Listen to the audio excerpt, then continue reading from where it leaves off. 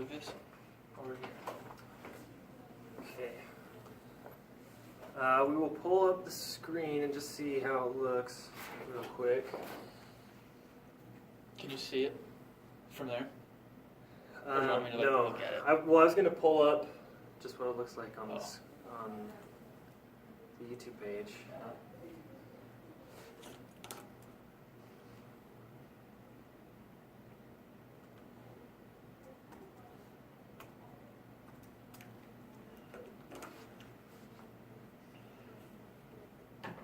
Are you going to subscribe to my YouTube channel?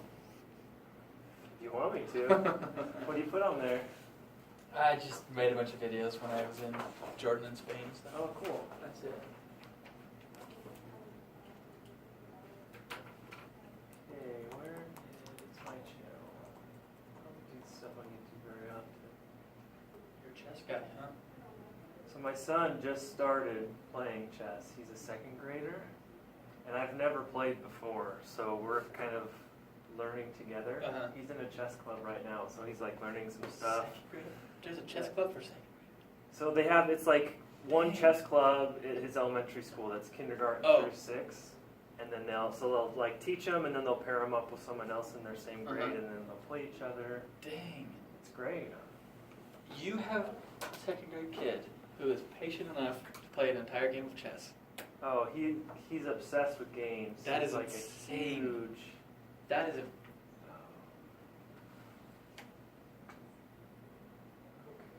That is more mentally impressive than a chess master. Well, he likes it. I think he's gonna be good.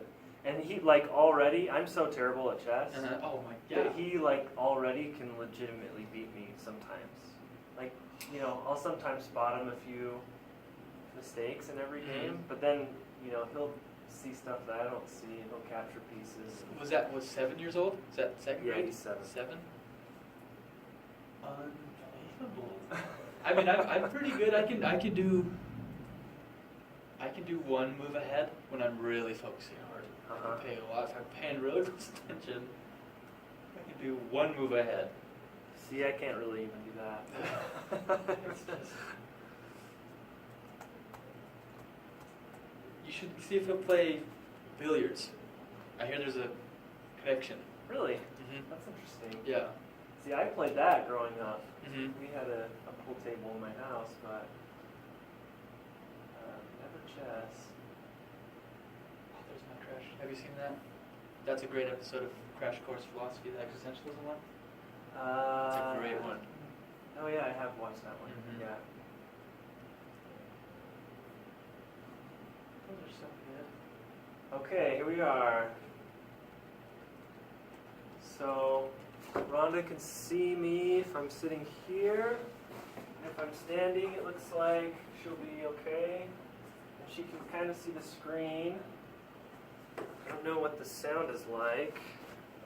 It's probably going to give us a feedback loop if we... Okay. All right, so let me just explain. Rhonda, we were supposed to have someone here today to film. I had arranged for someone to be here at 2:30, but apparently they are not here, so I'm just filming on my phone, and we'll share the YouTube link with you later. Okay? So, we're talking about a couple of things today. We'll start with a brief review on some of the variable types that we talked about last week. And then we will talk about sampling today. I think you've probably had a little bit on sampling in your class with Sterling so far, yeah? A little bit. That was today. It was today. Oh, good. Okay. Well, maybe we could start by talking a little bit about what you've... Hi! I'm so sorry, I forgot. It's okay. We improvised a little, and I was using my phone, but I'm sure it'll be much better if you set up your actual equipment. I came up here at 2:15, and there's somebody else inside. Okay. Forgot after that. Well, thank you for being here. Yeah. why don't we start off with our prayer for today, which looks like it's me. So I'll start us off. Our dear Heavenly Father, we are grateful to be here together in class today for the opportunity to learn more about research methods and how to apply them to education. We pray that Thou will bless our discussion, that we will be able to enrich one another and build upon the existing learning that we have so far. And we ask for Thee to also be with Rhonda, who's not with us today. And we ask for these things in the name of Jesus Christ. Amen. Okay, so just a reminder as well that your problem sheet 2 was due today. Eric, you had yours in. I didn't look to see the last few days if Rhonda had hers in as well. But next week we have problem sheet 5 due on variables, hypotheses. So it's mostly the stuff that we addressed last week. So if you have any questions on that, let me know. And like I said, I'll get feedback to you on the last 2 problem sheets within the next couple of weeks.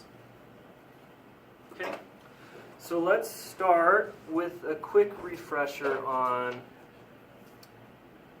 variables in quantitative research.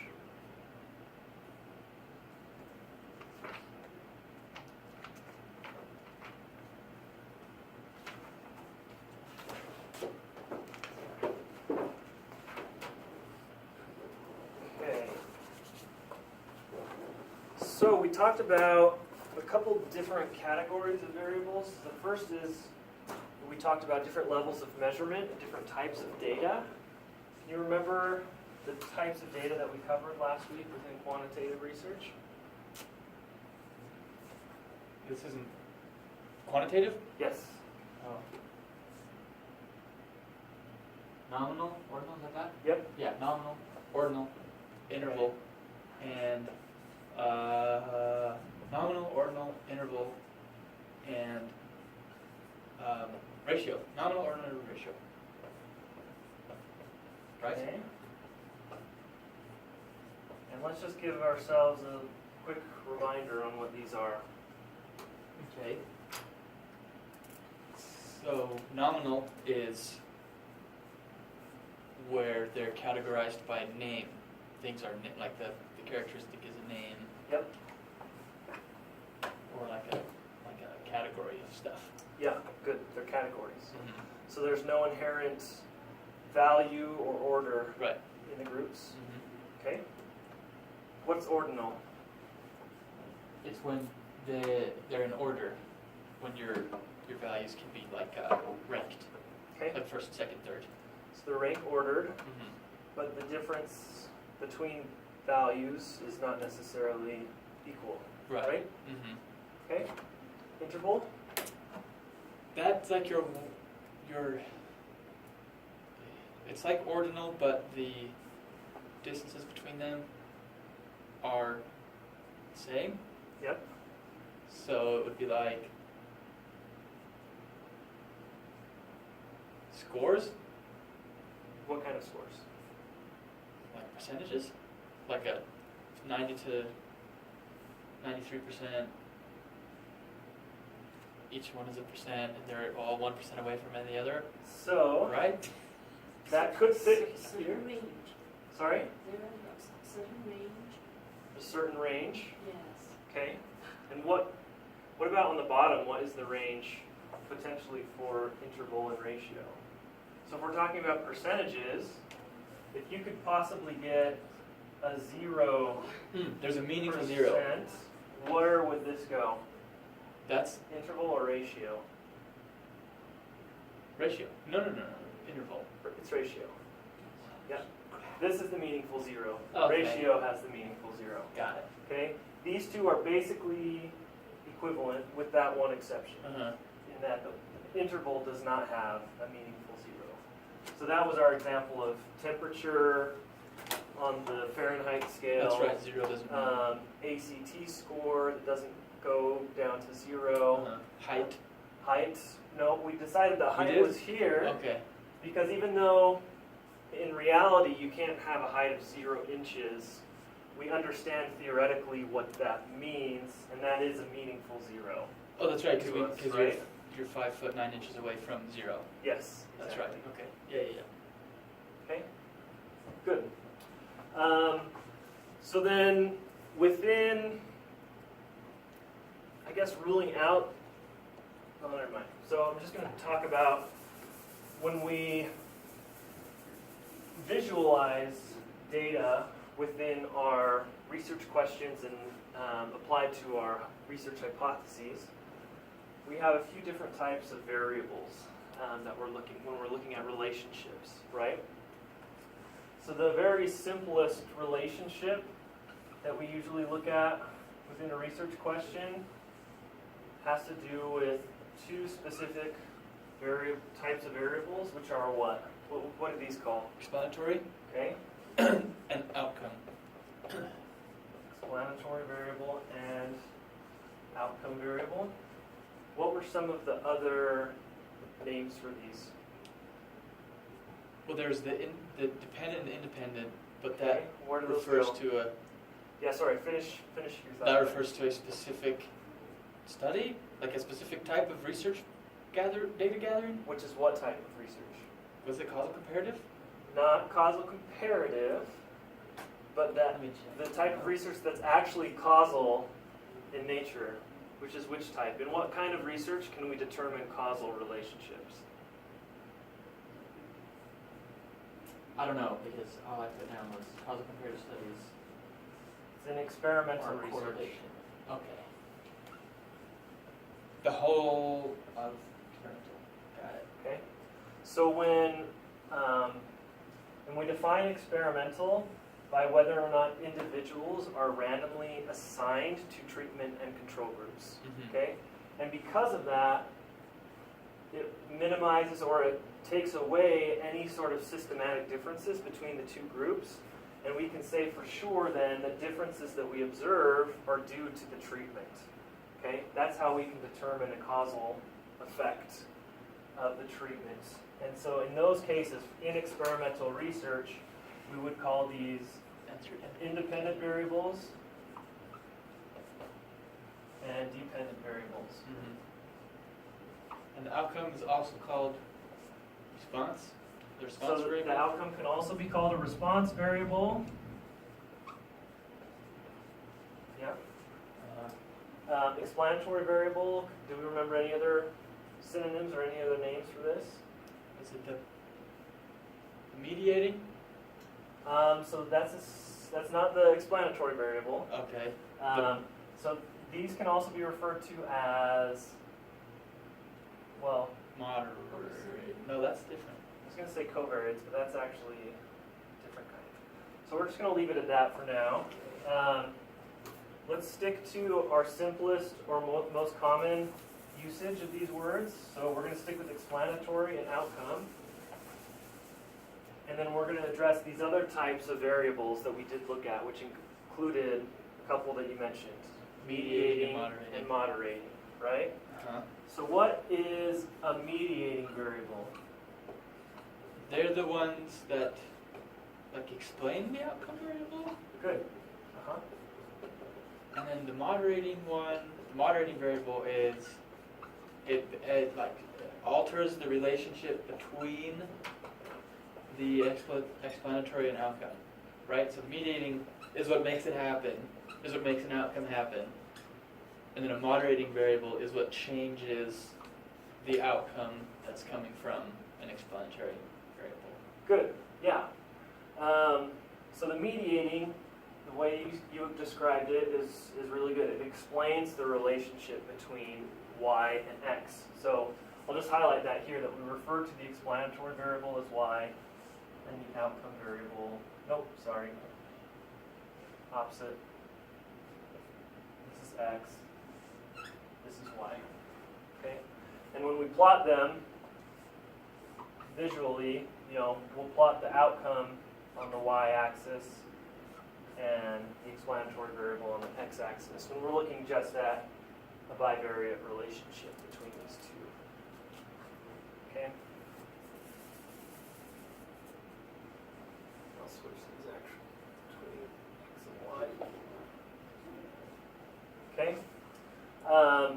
Another way to say this is that a mediating variable, or that the explanatory variable causes a mediating variable, which then in turn causes the outcome. Okay? So in that type of model, a mediating variable could be shown here.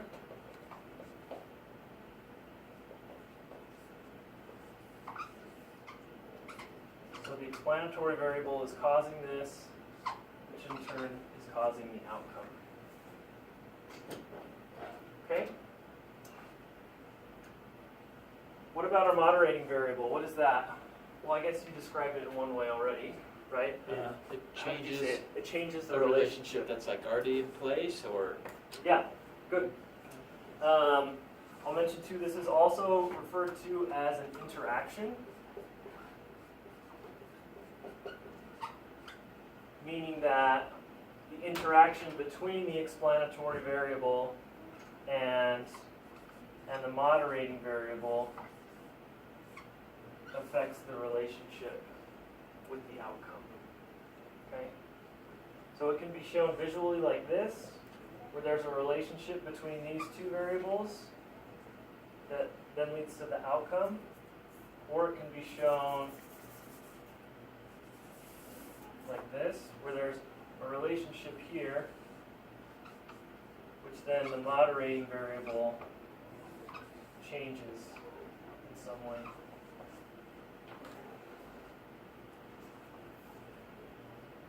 Okay?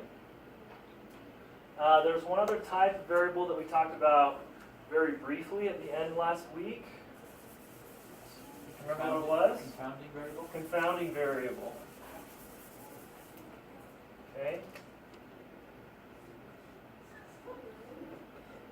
And that's like your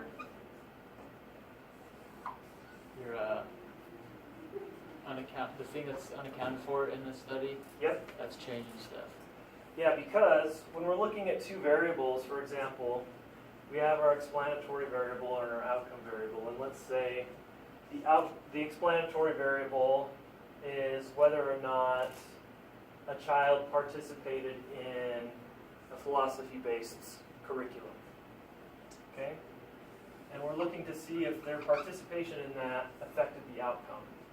If we only look at those two variables, we might find a strong relationship between participating in that philosophy-based curriculum and the outcome of student achievement, let's say. However, because we're not considering anything except for these two variables at the moment, some of this relationship, and this would be quantified mathematically, we would say, how much variation in the outcome is explained by participation in this program, which when you guys get to regression in your statistics, you'll see this relationship is defined by what's called an R-squared value, which says basically a certain percentage of the outcome we can predict based on students' score here. Okay?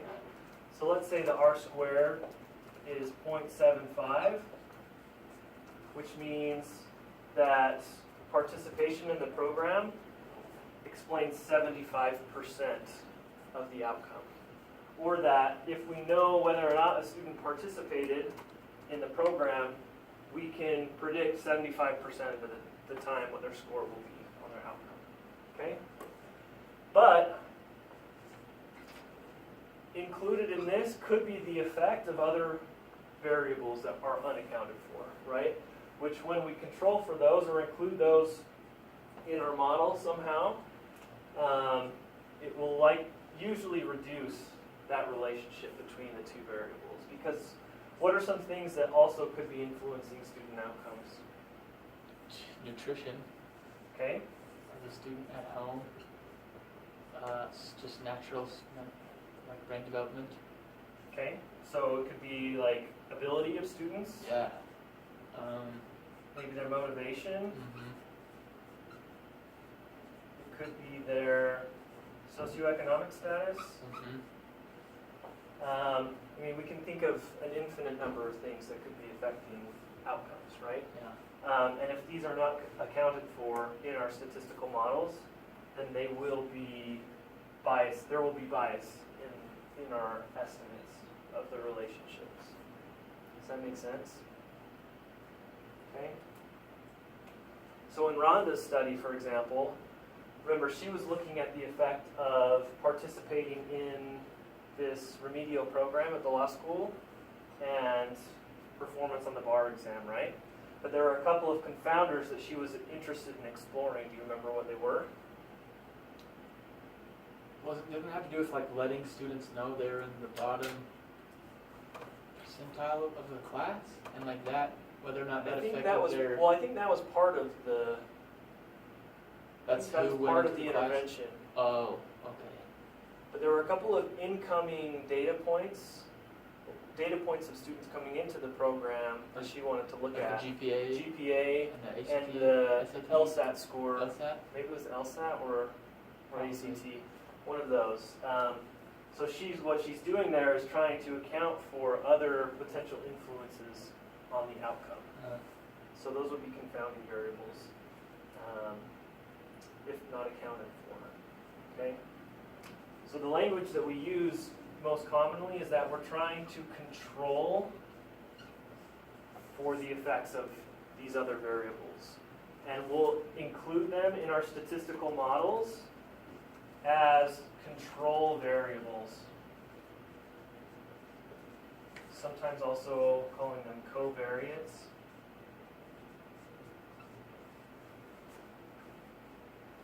Okay.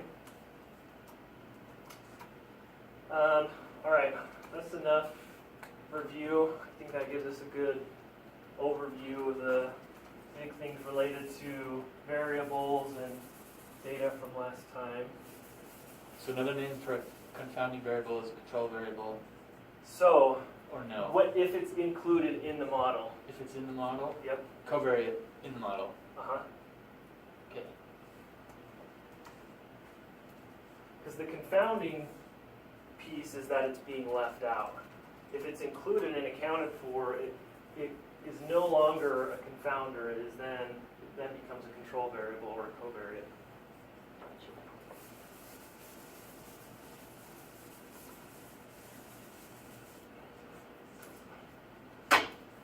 Okay.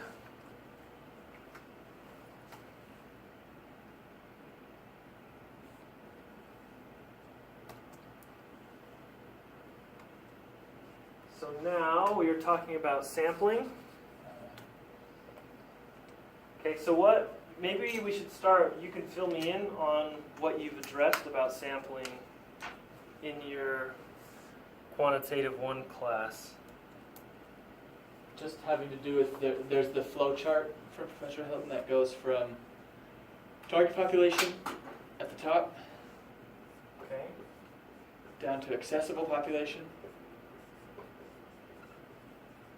down to sample, down to, oh jeez, respondents, there is your word. And then from there is your data. Okay.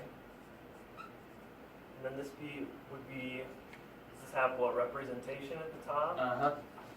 And then in between your accessible and your sample you have the concept of randomness. Right, so just Here? Yeah, uh-huh. That's where your randomness comes in. And, Okay. yeah. Good. Can I see that real fast? Okay. Does he give you guys a handout on that? Or he just drew it on the board. He'll draw it. I'd seen that. Will you share that with me? Uh-huh. Yep. Can I just take a screenshot and email this to you? Sure. Fine. Good. So I'm glad you guys have, some exposure already to some of these concepts. So we'll try not to go too much into detail on some of these things that you're already familiar with and comfortable with. Sheila, just remind me, are you taking also the stats class with them or no? No? Okay. So you're just here for the research, this Yes. class now. You're not Yes. working with Dr. Hilton. Okay. Have you had any statistics classes in the past? Do you do quantitative research in your work? Statistics? Yes. I select some people just the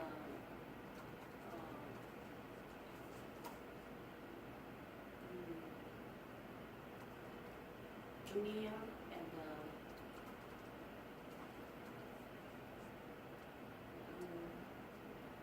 just grade the second and third year in college students Oh, to be as a sample.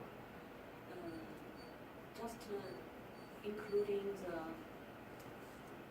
the group of male, female, and humanism and the technology, the different majors. Okay. Yes. okay. And to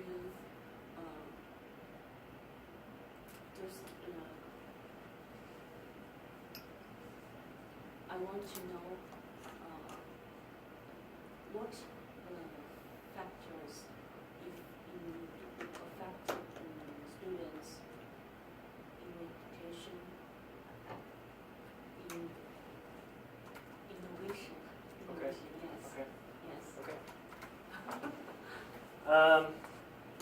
Okay, so let's start with the general ideas behind sampling and why we sample and what it is.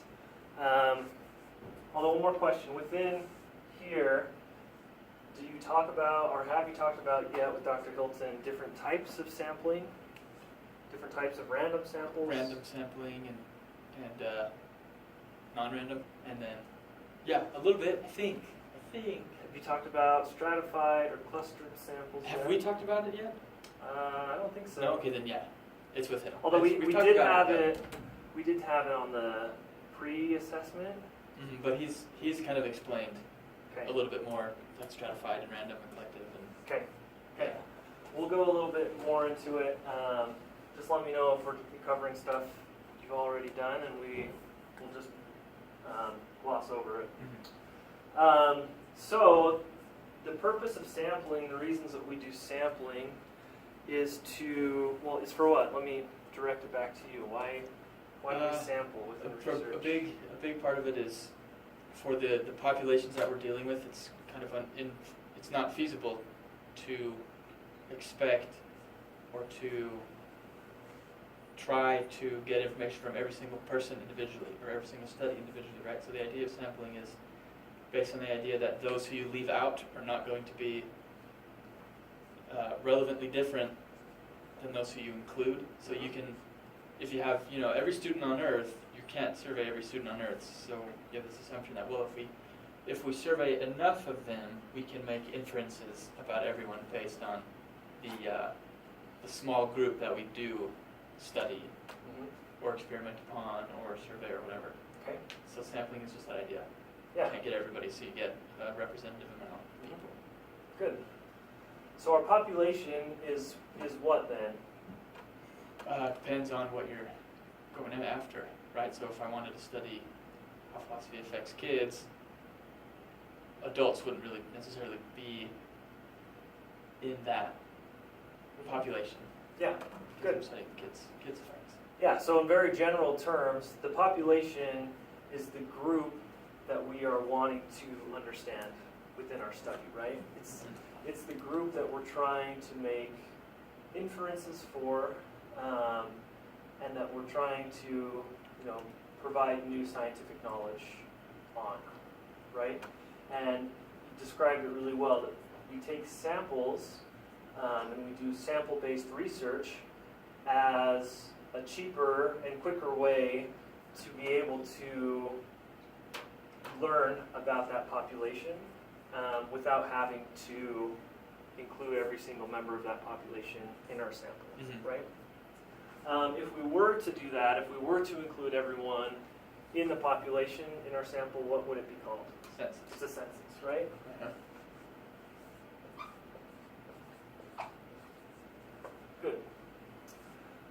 So, usually in quantitative research, what we're dealing with is samples. And so what we're talking about today is how we obtain samples that allow us to make inferences and to generalize our findings back to, hopefully the target population, but at least the accessible population, right?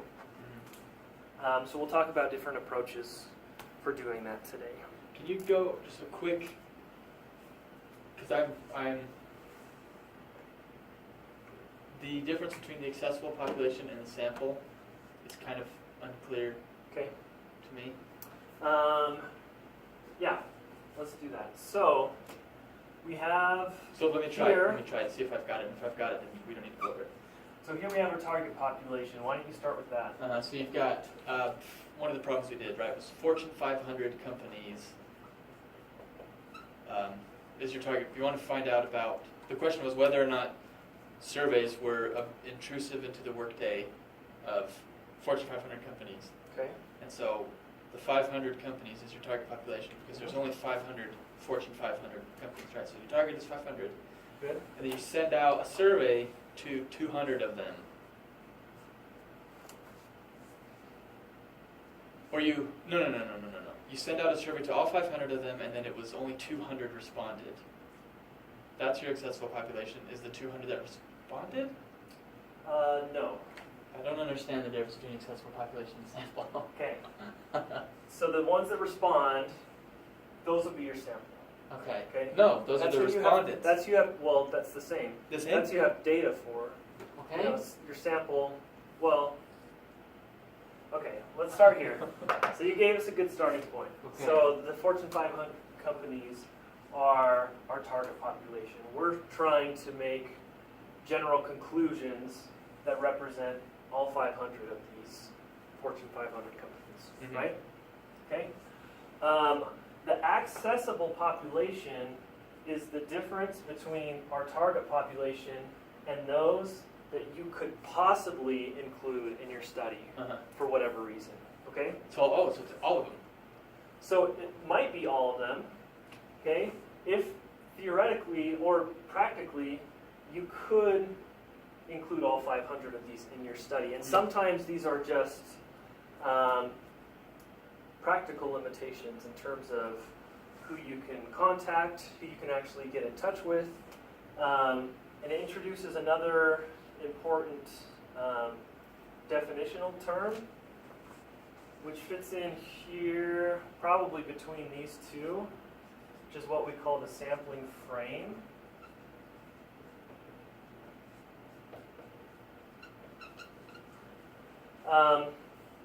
But let's say, just for the sake of argument here, that our Fortune 500 companies, some of them were split across country lines. Uh-huh. And let's say that of 400 of these companies, well, of the 500, 400 are within the United States, and 100 lie outside the United States. Okay? And we're restricted, let's say, we're talking about ethics later on, and getting research approval for conducting research with human subjects. Let's say that our review board restricts us from including subjects that are outside the United States. Okay?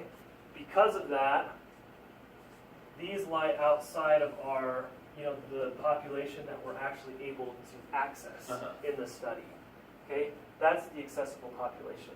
And I'll say that there are not always differences between the target population and the accessible population. It can be the case that you're able to include your entire population, and so there's no difference between those two. Okay? Do you know what a sampling frame is? This is like a logistical Is type that thing the in the research. No, I don't. Is that the percentage of? Nope. No. That's the sampling rate. right? The proportion of individuals in your target population that are included in the sample. Okay? The sampling frame would be like the actual list that you have of Fortune 500 companies and their contact information, for example. So let's say we have a list of these 400 companies that has, well, the list basically is the sampling frame. And there could be, let's say there are only 370 individuals that have email addresses, because we're going to, in our example here, let's say we're sending them surveys over email, right? So that would be our 370. And actually in this case, that would be also, it restricts our accessible population. Because if we only have contact information for 370, then technically we're only able to generalize to those 370, right? Okay, so we send out then 370 emails, and we get back 200 responses. Okay? Technically, this would be your sample.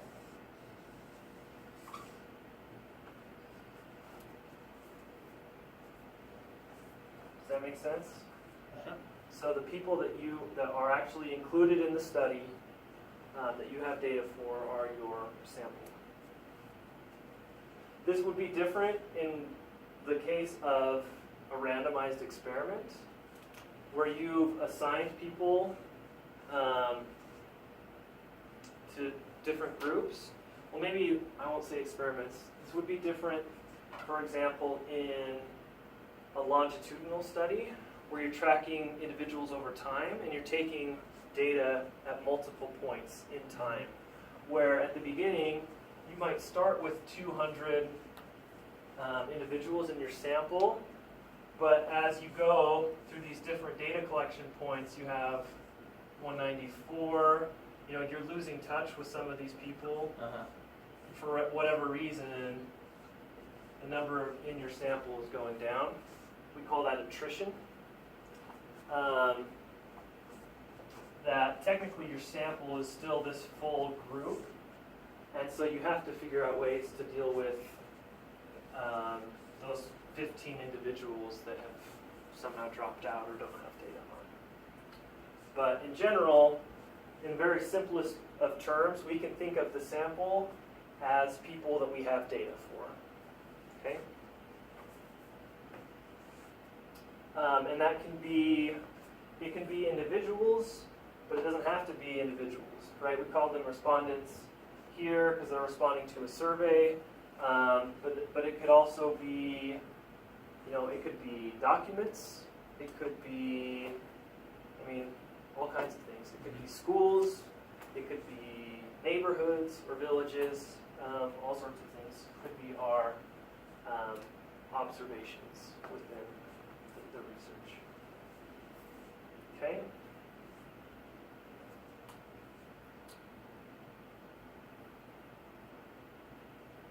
I think we've hit everything there. So are we clear on the difference between the target and the accessible population? Yes. Okay.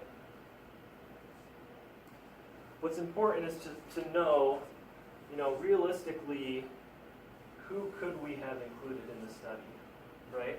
That's, because ultimately that's the group that we can generalize to. If there were, like in this case, 130 companies that, we had no way of including them in the study, then we can't generalize the results to that group. So that, so they would be the target population versus the accessible.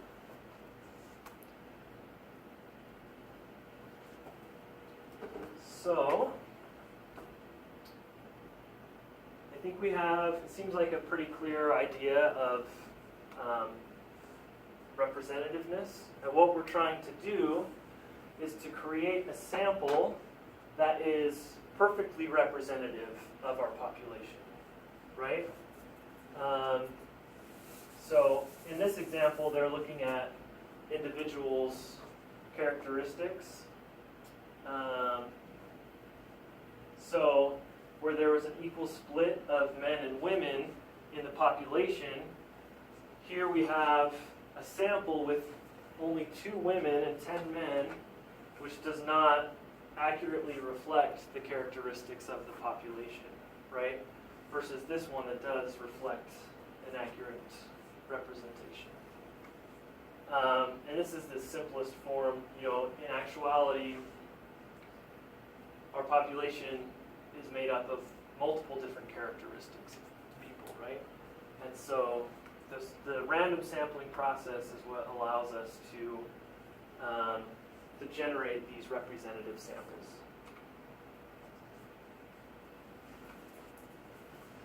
Okay, so you guys have talked a little bit about random versus non-random samples, right? Why do we want random samples?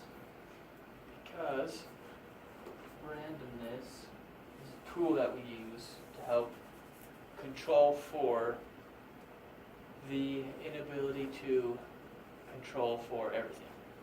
Uh-huh. Good. Because without knowing all of the characteristics of the population, right, there is a principle within statistics called the central limit theorem. You guys talk about that? I think that was just in our reading, for today. Okay. Yeah, it was. You remember what it is? It's that, it had to do with just crazy complicated stuff. It had to do with the distribution of random. Oh, no, I don't know what it is. So it's basically trying to explain how taking random samples provides accurate representations of the population of interest. And basically what the central limit theorem says is that as your sample size increases, as it gets larger, then your sample, the statistics or the characteristics that you're estimating within the sample will get closer to the true population mean. Okay? So let's say, for example, we're trying to estimate the IQ of individuals, right? And what we want to know is, what is the IQ of the population?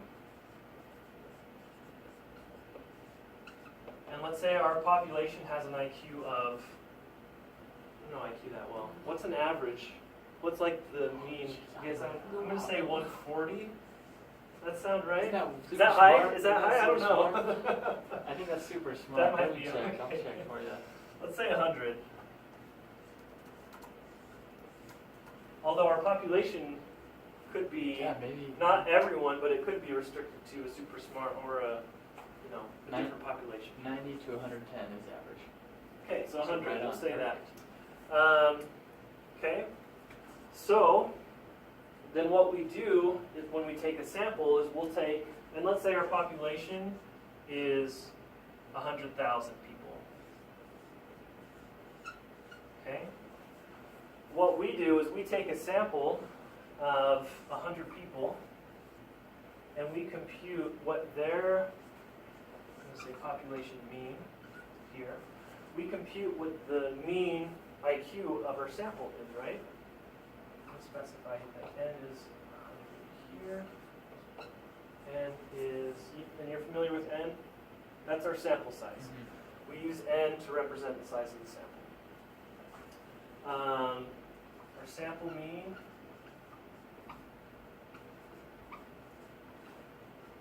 is 96.2. Okay? So, what we want to know is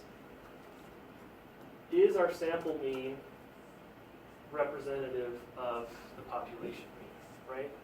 And so ideally, we'll be getting figures or statistics within our sample that are representative or equivalent to what the population figures are.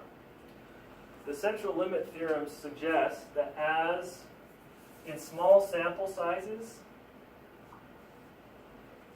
we'll get a much wider degree of variation, right? So if we had a number line here with 100 here, we get a really wide spread. You know, if we took, so I'm referring to what we call the sampling distribution. You guys talked about that?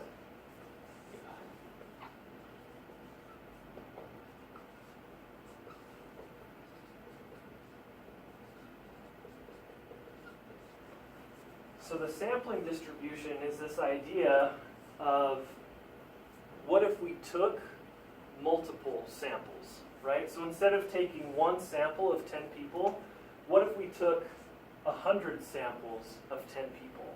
You know, what would the distribution of the sample means look like relative to the true population mean, okay? So if we know that the population mean is 100 here, and let's say that our number line goes down to 80 and 120, okay? Maybe even lower.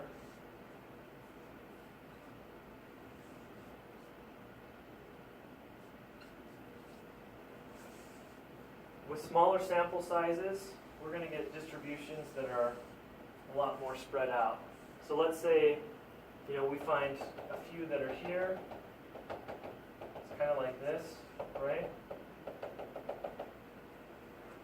So with each one of these representing a different sample that we took, okay? So here we took a sample of 10 individuals, and the mean of that sample was 72. Here we took another sample, and the mean of this sample was 68. Here we took a mean, and this one was 81. In 5 of our samples, we actually saw a sample mean of 100, right? Okay? So what the central limit theorem says is that as our sample size increases, so let's say instead of samples of size 10, meaning samples with 10 people in them, we take the same amount of samples, but each of those have 100 people in them, okay? Our distribution is going to be more normal, right? It's going to be more like that, centered closer to the mean. And actually here, I might not have, you know, drawn it like that, but I might have drawn the mean somewhere off, because with smaller samples, we're less likely to be close to that true population. Okay? So some important principles is that in general, larger samples are better because 1, they're better at estimating the true population mean. 2, they will provide a more normal distribution in the sampling distribution. And 3, they provide better opportunities for us to detect statistically significant results, something we refer to as statistical power that we'll talk about later on, which is really important for conducting research because, well, we'll get to that. In general, the rule of thumb that's been presented by statisticians, referring back to the central limit theorem, suggests that samples that are larger than 30 are considered sufficiently large to approximate the population mean and to provide a more normal distribution. However, I want to be very careful with our interpretation of this, in that this is just for estimating close to the population mean and normal distributions. This is different from the size of samples that we need to find statistically significant results in our tests.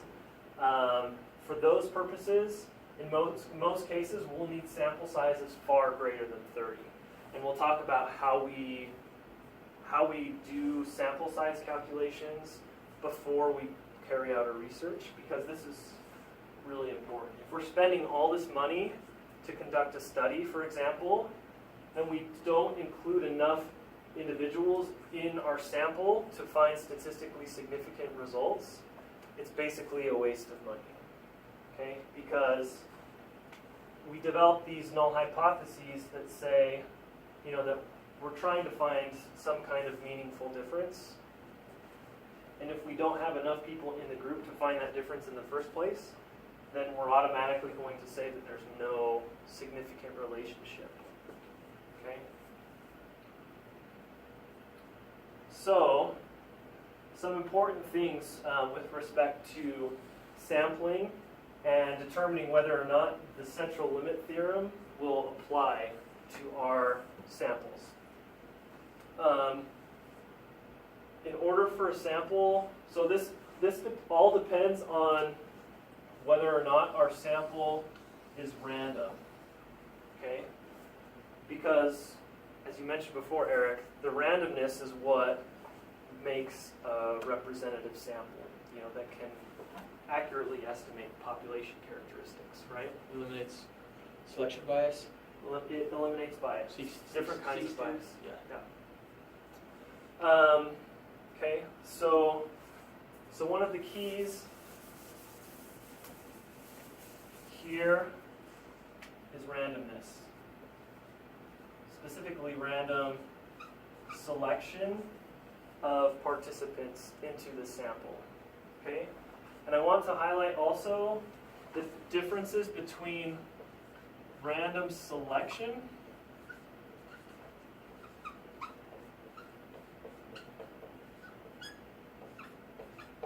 and random assignment.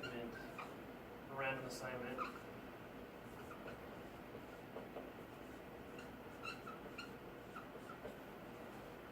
Does anyone have any idea what the differences between those two might be?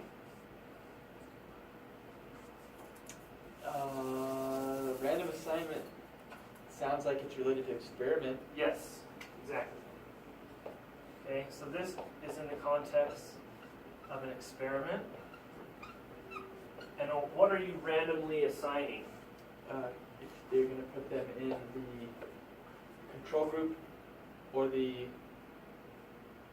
what do you call it? Treatment group. Treatment group. Yep. Treatment group. Yeah, exactly. So you're assigning randomly individuals to these two groups. Okay? Random selection occurs in the context of sampling. Okay? And later on, we might get to it next week, but most likely it'll be the week after that. This type of randomness, random assignment within experiments, deals with what we call internal validity, which is basically the extent to which our results are determining causal relationships, versus here what we call external validity,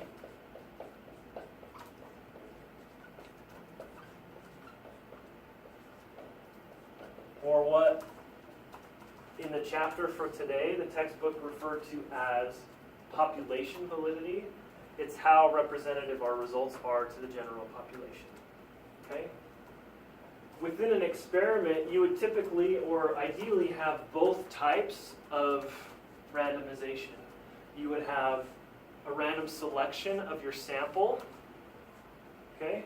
So let's say in our case of the Fortune 500 companies, we're somehow including them in a type of experiment. Okay? And of those 500, we want to include in our study or in our sample 100 of these companies. Okay? So here, so this is our population, and we'll say that this is our accessible population.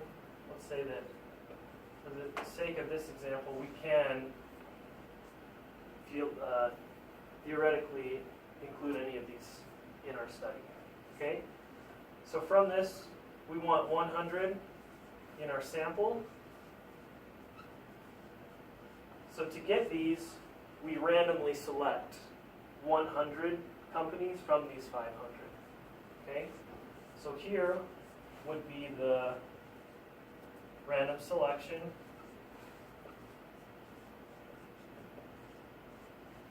And then from the 100, we're going to split these into 50 treatment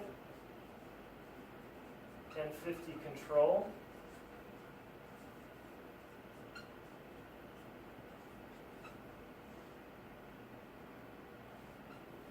Okay, so here is the random assignment.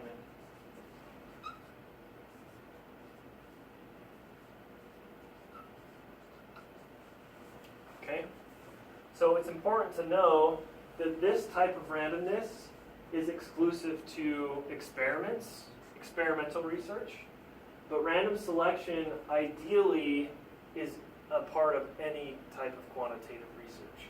Because in any kind of quantitative research, we want our findings to be able to generalize to the population. And in order to do that, we need random selection. Okay? Any questions on that? Does that make sense? Okay. So for something to be actually considered random, there are three things that must be present. Okay, we have a very specific definition of random in statistics. It means that every unit, okay, and by unit we're talking about whatever is potentially included in the study as a participant or an observation. Okay, so here we have 500 companies. Each, in order to take a random sample, each unit has to have an equal, independent, and non-zero probability of being included in the sample. Okay, what do we mean by this? What does it mean for every company to have an equal chance of being selected into the sample? What do you think, Eric? I feel like a good example would be like if you are selecting, or if you're emailing some of these companies and you're outside the United States, maybe some of them don't speak English, and your email is in English, they can't, and they don't have a way, I guess, to respond to that survey that would kind of exclude them. Okay. Is that an example of that? Let's think of it a little bit differently. Let's say, because I think we're thinking right now of a context where ideally we would want all 500 of these companies to be in our sample, right? Mm-hmm. Let's say that we only have, so let's say instead of just emailing a survey, we're actually going to send people to interview CEOs at these companies, okay? And we don't have the resources to go to all 500, okay? But we do have the resources to go to 50, okay? So here, our sample is going to be size 50, okay? So how do we get from the 500 companies to a sample of 50? What we want to do is randomly select 50 companies from those 500, okay? So in order to do, randomness in this sense will mean that these 500 have an equal, independent, and non-zero chance of being selected, okay? So what does it mean for all 500 to have an equal chance of being selected into this sample of 50?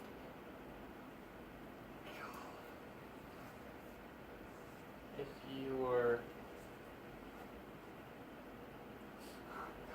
you have 500 numbers in a hat, Yeah. or if you don't have 500 numbers, you leave some numbers out, Okay. right? So You're excluding, so they don't have that yeah, exactly. equal chance. Okay. So equal here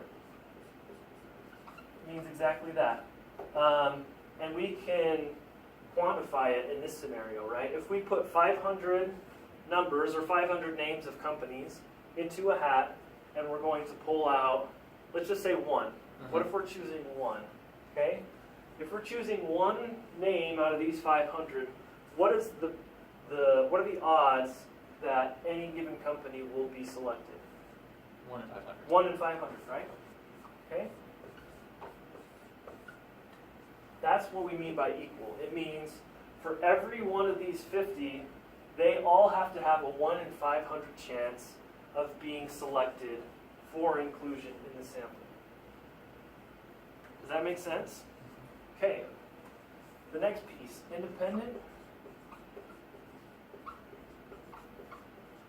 What do we mean by independent? It means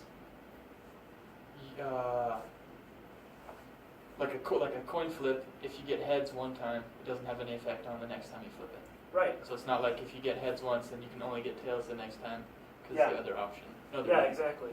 Yeah, they don't rely on the So- previous test doesn't affect the next. Perfect. Yeah, so whether or not company 25 is selected has no impact on whether or not company 26 is selected, right? Okay? Non-zero, this one is pretty straightforward, right? It just means that everyone has the chance of being selected, okay? So, a couple things to point out with respect to this process. An important principle is something that we refer to as replacement. Did you guys talk about replacement in the context of sampling? Yeah, it's in the reading. It was in the reading for today. Yeah, Okay. I read it.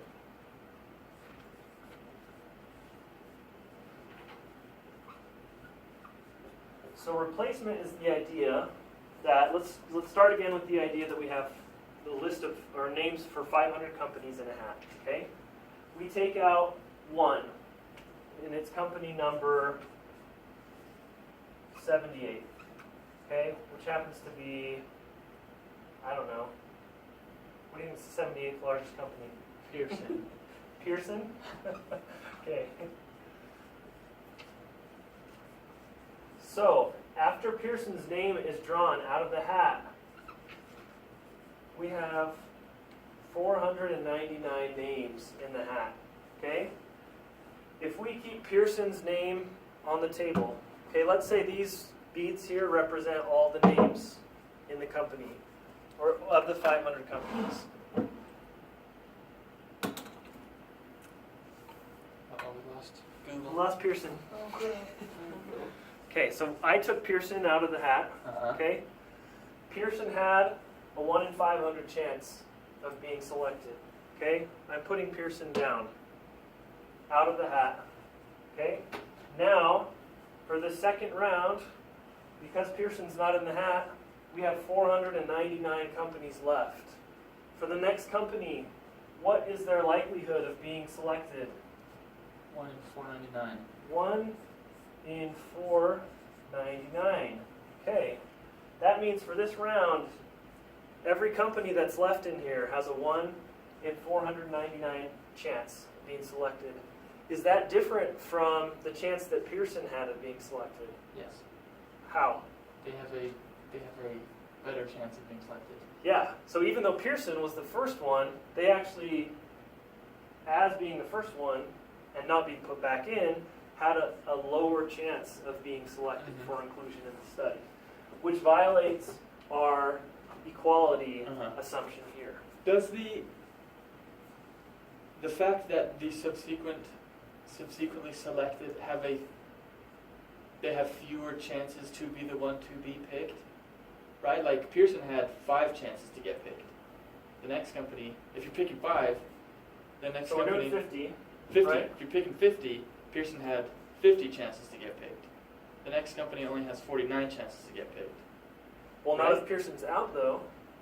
If Pearson's out, they technically only had 1 chance of being selected.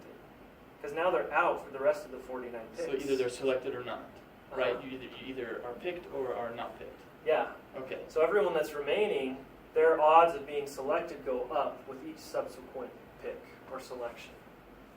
Okay? Which seems kind of counterintuitive because they're not selected at first, Right, but just mathematically. And since you're running out of picks, that doesn't change the odds at all, right? Like if you no. No. Okay. Okay. Okay? So don't worry too much about the mathematics of Right. it for now. Just know that's what. So this is called sampling without replacement. Mm-hmm. Sampling with replacement would mean we pick Pearson in this first draw, and then Pearson goes back into the pile. Mm-hmm. You know, we reshuffle everything up, and then Pearson could potentially be selected again.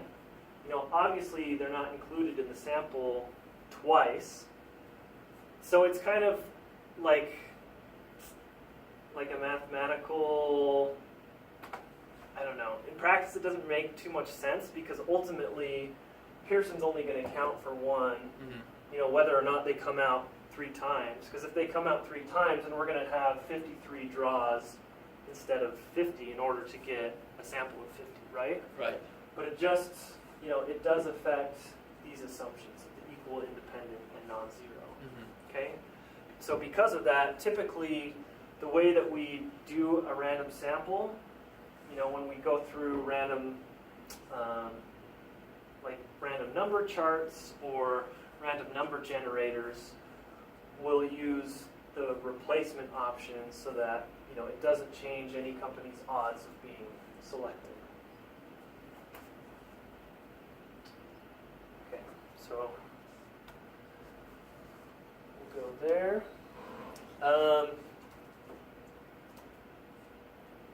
Why don't we... Okay, we're going to go through a little activity. So we have here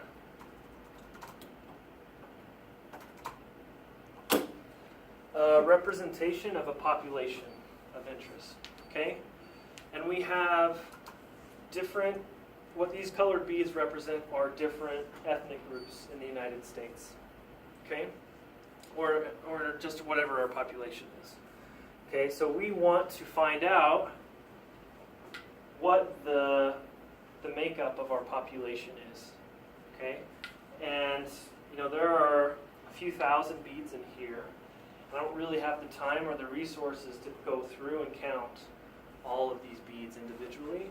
So what we're going to do is we're going to do a little sampling exercise to see if we can get, you know, some estimates or calculate some statistics on what those population characteristics might look like. Okay? So, let me give you all a couple of plates here so you can kind of sort and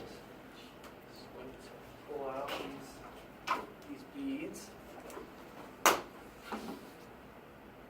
So, I'm also going to transfer these over here because it's a little easier to work with this. Hold it open. Yeah, thank you.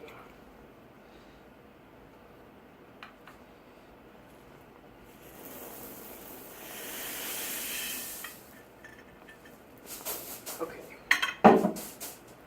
So, we're going to do 4 different draws, okay? So what you're each going to take 4 different samples of these beads, okay? To start, I want to have you take 2 small handfuls, okay? So don't, you know, you could do like a full one, meaning as many as you can possibly hold in your hand, but then think about cutting that in half or like have a third of that, okay? So just reach in there, don't look, but just try to grab like a third of a handful. Is that good? Yep, and put them on your plate there. Oh, I lost one. Okay. Grab not a whole handful, but just a little bit. Yeah. Okay, and put them on your plate here. Okay, so now you're going to need something to record. So either a piece of paper or your computer. I want to list out, let me pull up a spreadsheet here.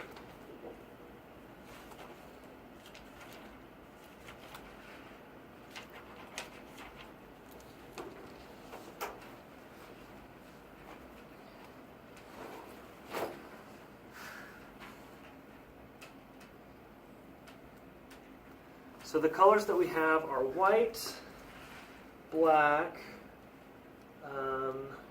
blue, yellow, purple, pink, and orange, I think.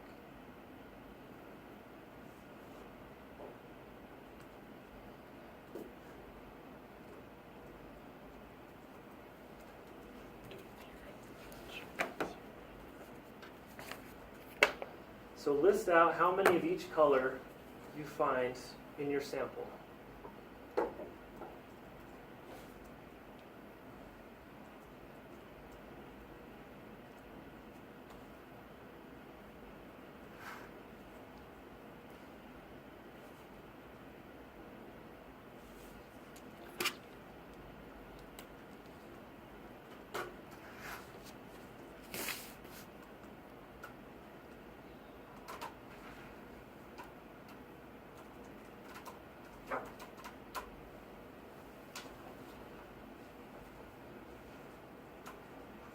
you write down how many of each?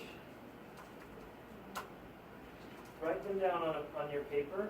So for white, count and then write down how many.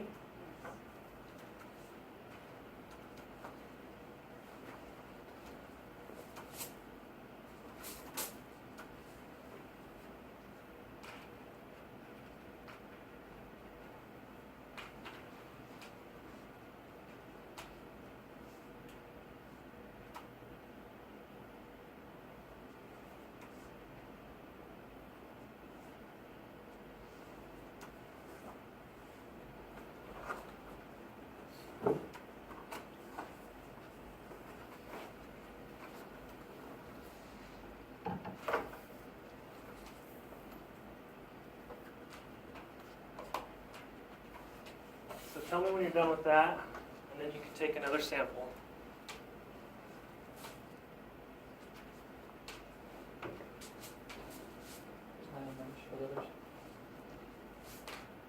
Okay.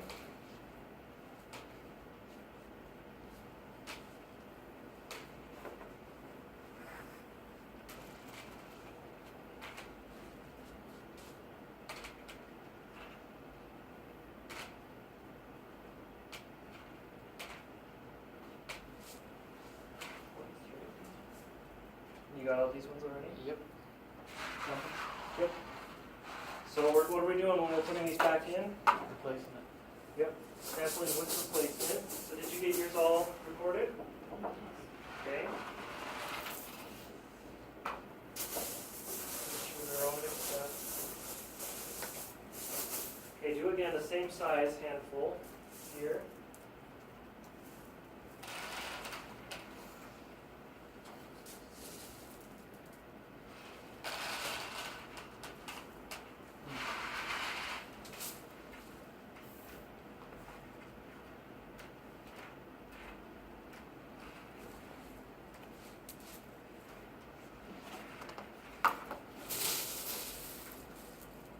Do two while we're waiting.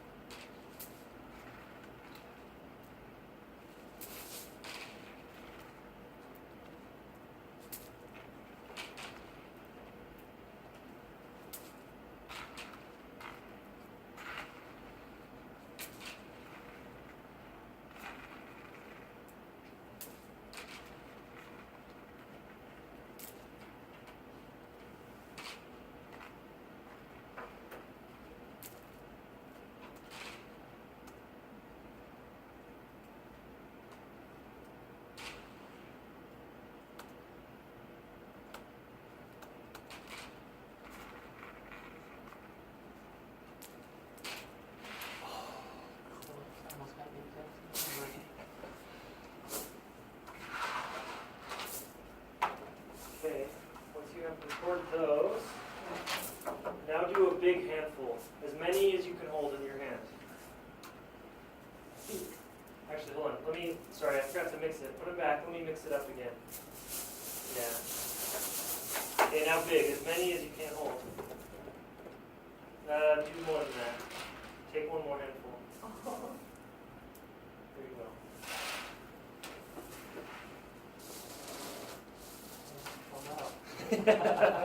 You can scoop them up with that. It's easier.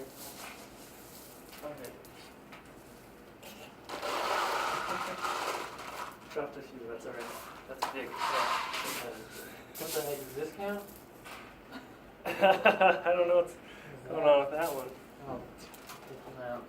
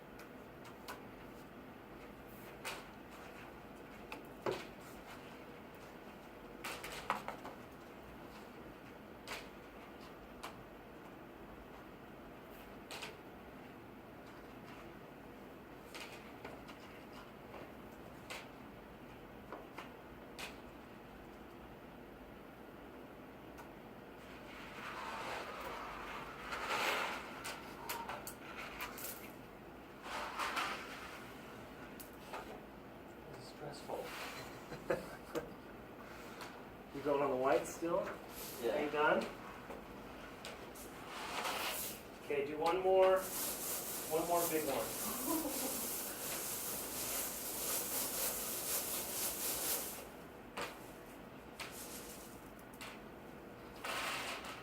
One more.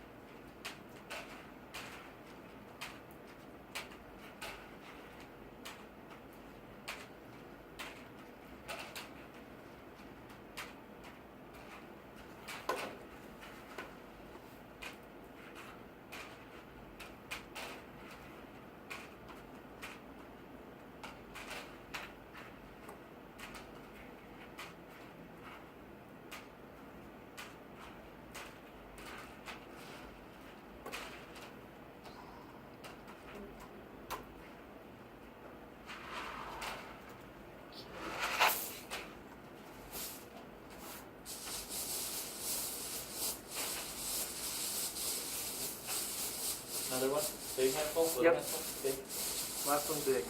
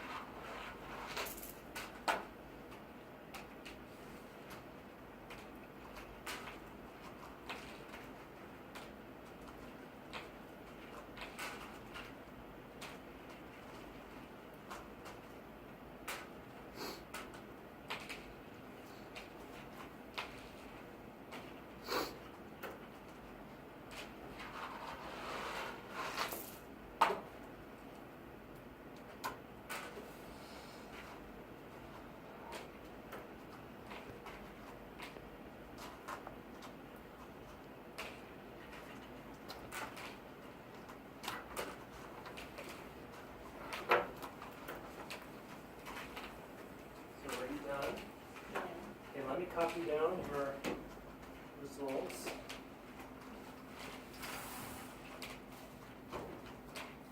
It's 1, 2, 3, 4, 32, 1, 8, 6, 3, 3, 0, 1, 0. Okay. 2, 3, 8, 7, 4.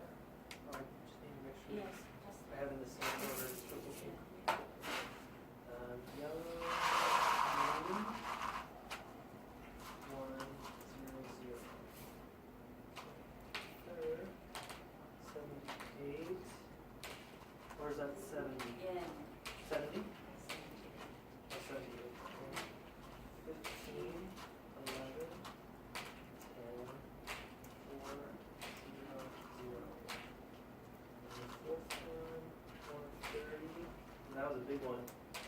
28, 22, 4, 8, 3, 0. Thank you.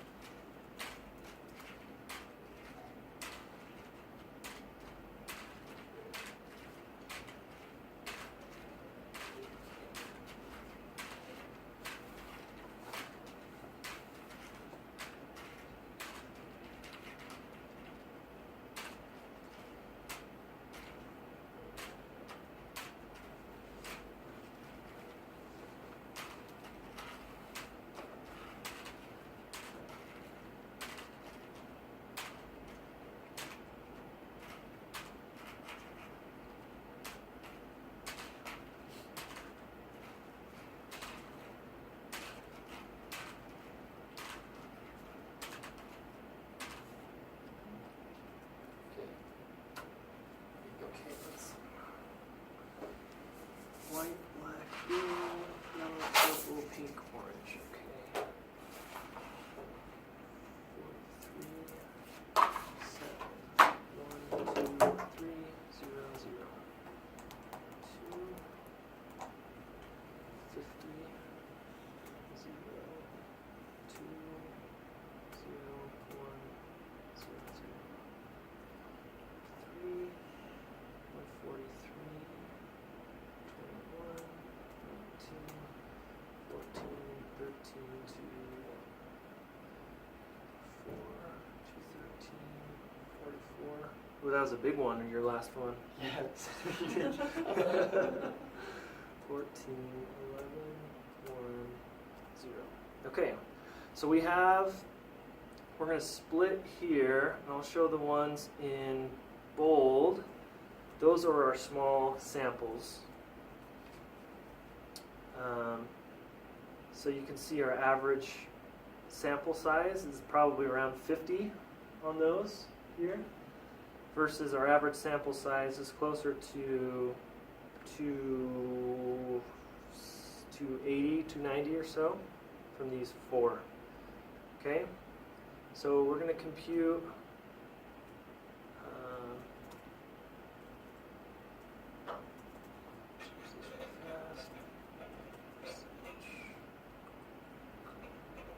so take the average mean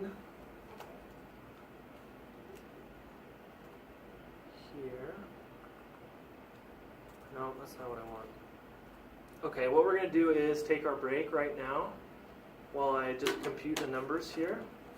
So let's take 10 minutes and come back at 4:15 and I'll just compute everything and then we'll look through it together. Cool. I'm gonna pause this or just leave it? Just leave it going. Okay. Let's- Sure, I maybe mess not it up somehow. tempt fate. Right. Knock it over. Or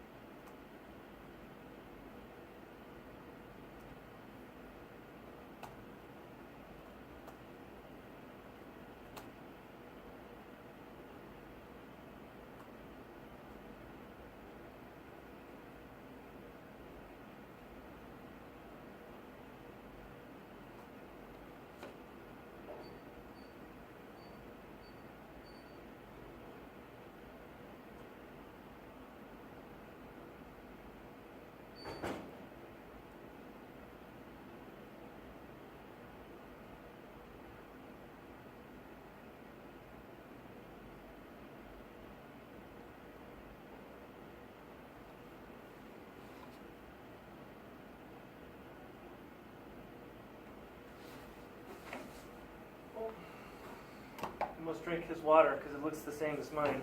I'm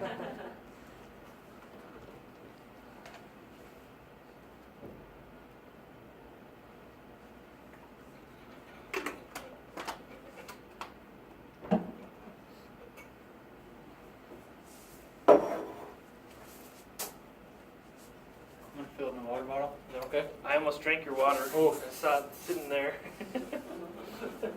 Thought it was my own. Mine is the one where the D is already starting to come off. After a week? Yeah. Take that back. I know, right?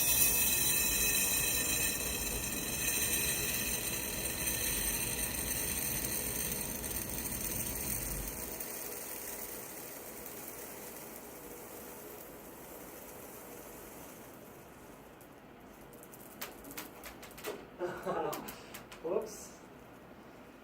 It's a little too full.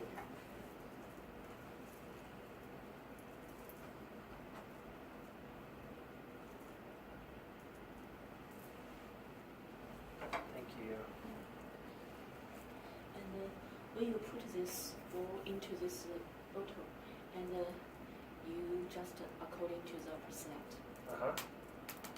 So when we pick it, then again, and the number is just coincide with percent Yes. previous. Yes. It should, yes. So we'll look at that.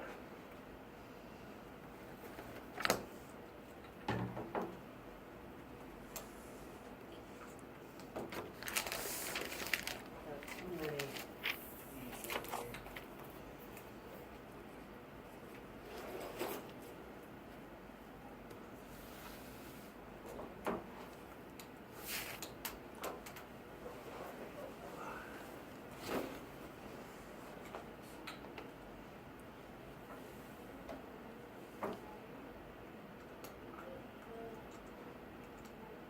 I'm gonna have to take some of these out later, but.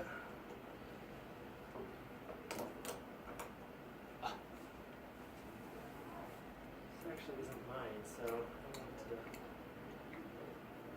to break it. There. Did it always shut like that? I don't know. I just borrowed it from Dr. Knight today. So let's look at our results, right? Because we talked about the central limit theorem already, which suggests that as your sample size increases, your estimates should become closer to the population mean, and they should become more normally distributed, right? So let's look to see if that actually is the case. So I will mention what I did say earlier, that these actually are representative of the demographic groups, racial groups from the most recent U.S. Census. Wow. So the whites represent Caucasians, the black represents African Americans, the blue represent Asians. Let's see, make sure I got this right. The blue are Asians, the yellows represent, the purples represent 2 or more racial groups, or someone identifies with 2 or more racial groups.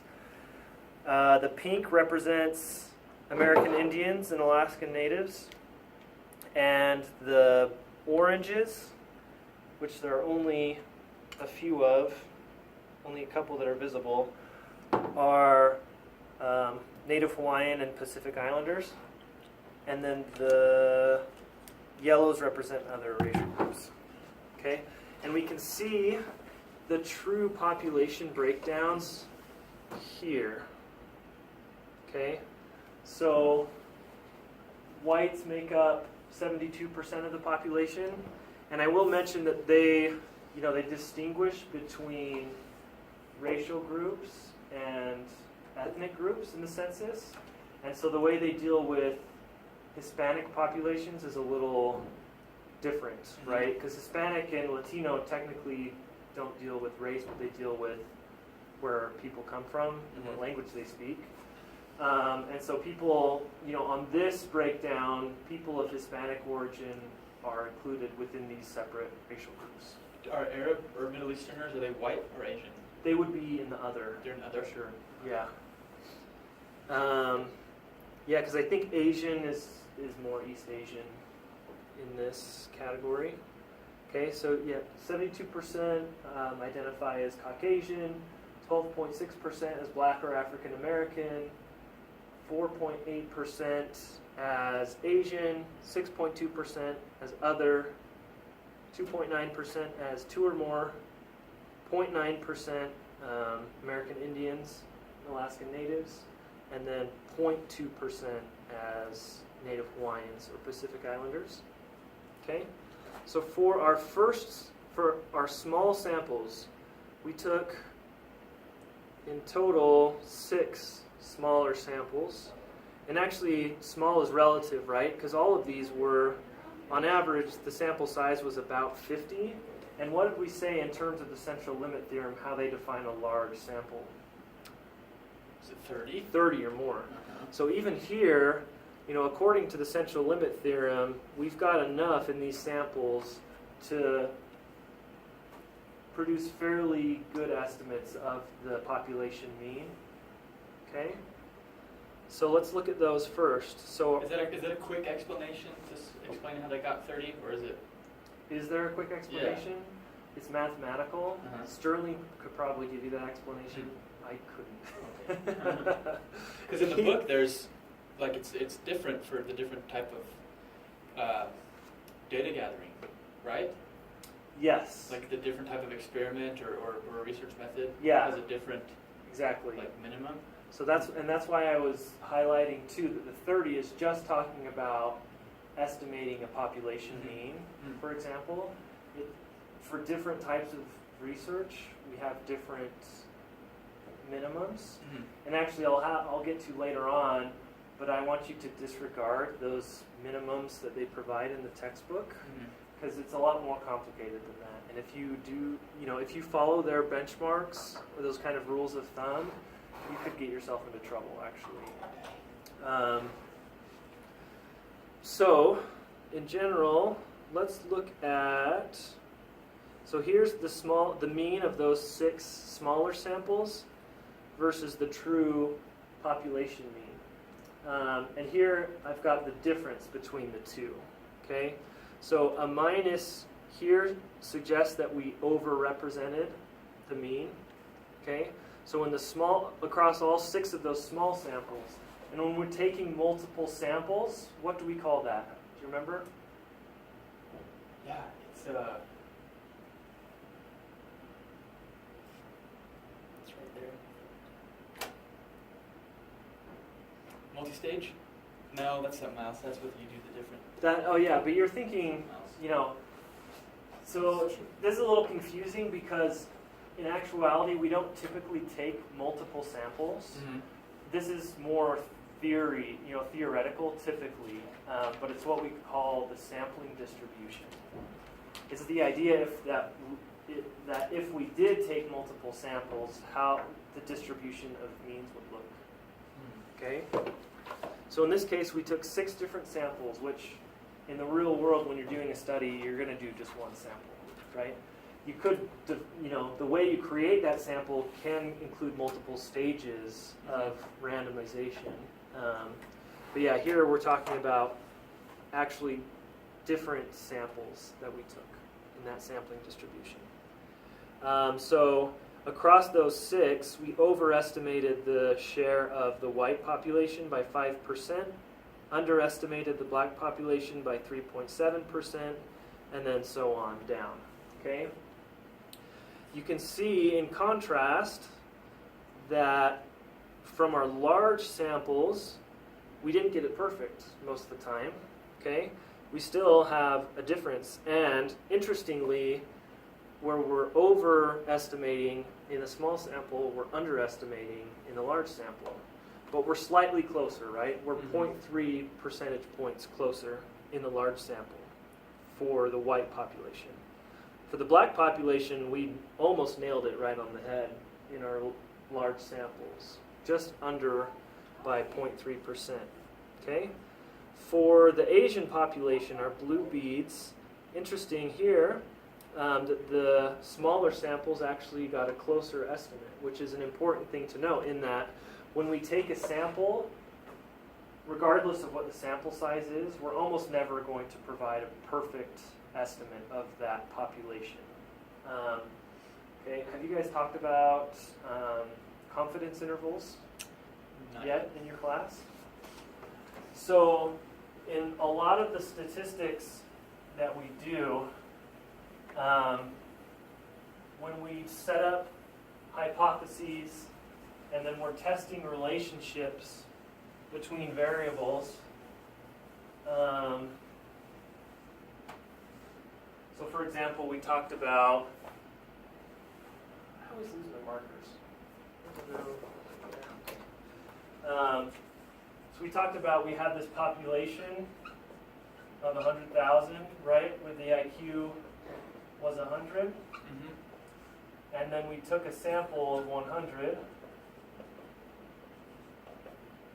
where the IQ was 96.2. Okay? Typically, what we'll do when we're computing statistics is instead of giving a single point estimate, or in addition to giving a single point estimate, where we're saying our sample had a mean of this, and therefore we're suggesting that the population mean IQ is 96.2, we'll use data from our from the mean and the standard errors, which if you haven't covered, you'll get to.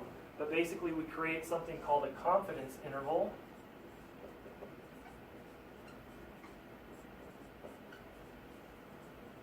Where you'll provide a low point estimate, say like 94.7, and a high point estimate of 98.2.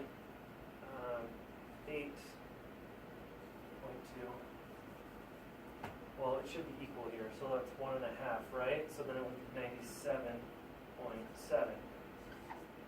Okay. Usually we'll do either, well, the most common is a 95% confidence interval.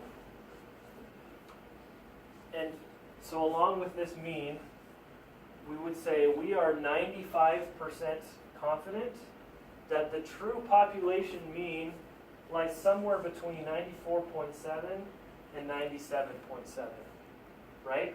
Which means there's a 5% chance that our population mean lies outside this range of values, which in this case, if this, if these were to hold up in our data, we would be wrong about the true population, okay? But we use the data from our sample to calculate these confidence intervals. And if we were to do that 100 times, if we were to take 100 samples randomly, through simple random sampling, then the statistics tells us that 95 of those samples will produce a confidence interval that goes around this true population mean. So we'd have something like 99.1 and 101.8, something like that. Okay? And with larger samples, we have less variation as well.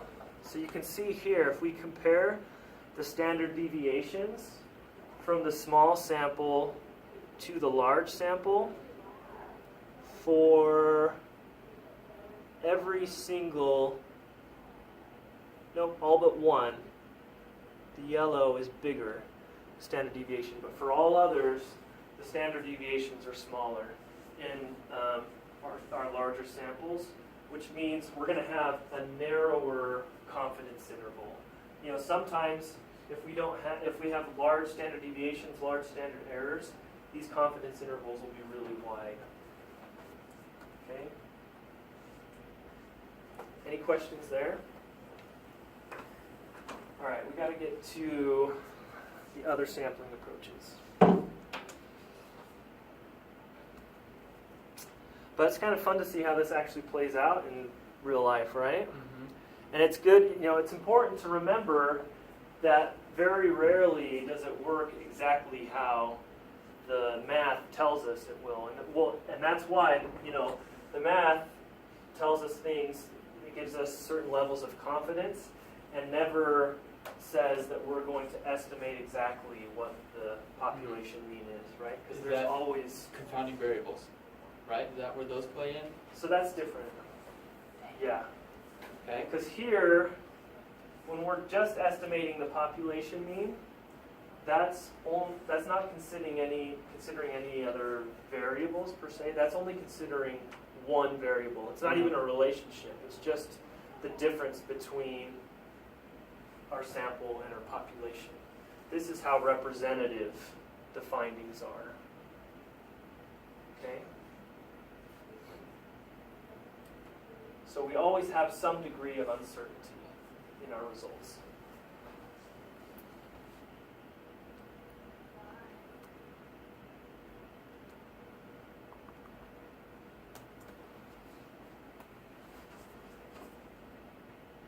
Okay, so what we went through is what we call simple random sampling, right? The other two main types of random sampling are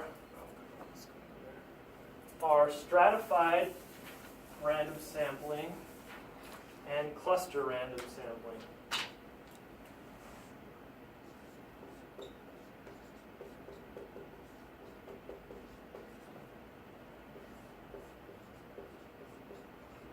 Do you remember from the reading what these two are, or from your discussion in Sterling's class?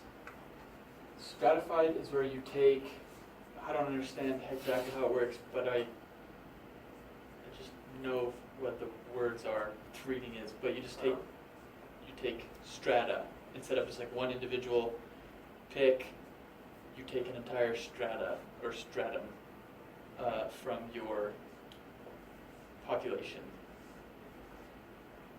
And then cluster is more like a handful, right? You grab a handful because you're not. Yeah, so the cluster is more you're selecting groups of people rather than randomly picking individuals, but you're picking groups all at the same time. And then your. I don't understand what the strata is very well. How that's different from a cluster. Okay. Yeah, it can be confusing, these two, because in both cases we're sort of selecting groups and then selecting from within those groups, right? Mm-hmm. So what's important to understand is the reasoning behind these two, okay? So the reason that we stratify, the reason that we use stratified sampling is for representation.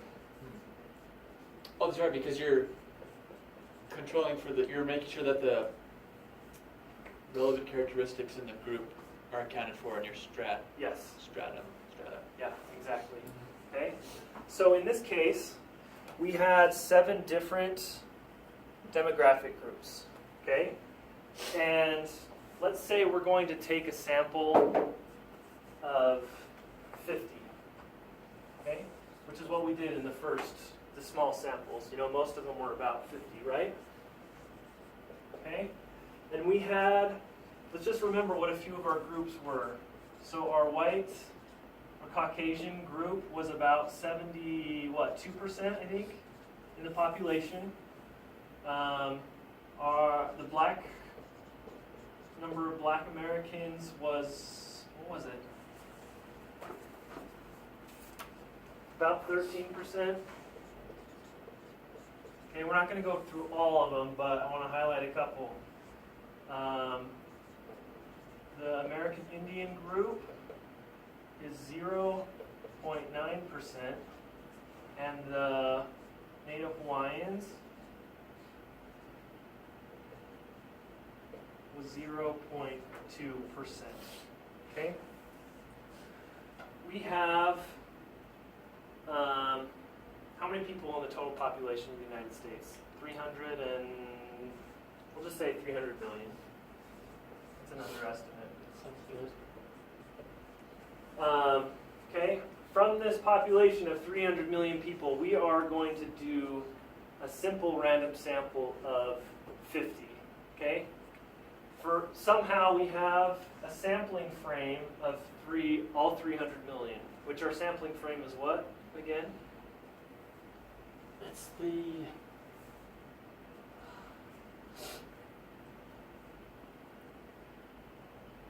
I don't remember. It's the actual list or Oh, like sure, the database that we have information. with the contact That's right. information. That's right. Yeah. Okay. So from these 300 million, we're going to take a sample of 50. Even though the sampling frame is 300 million. Yes. Okay. Okay. Just for the sake of this example. Okay.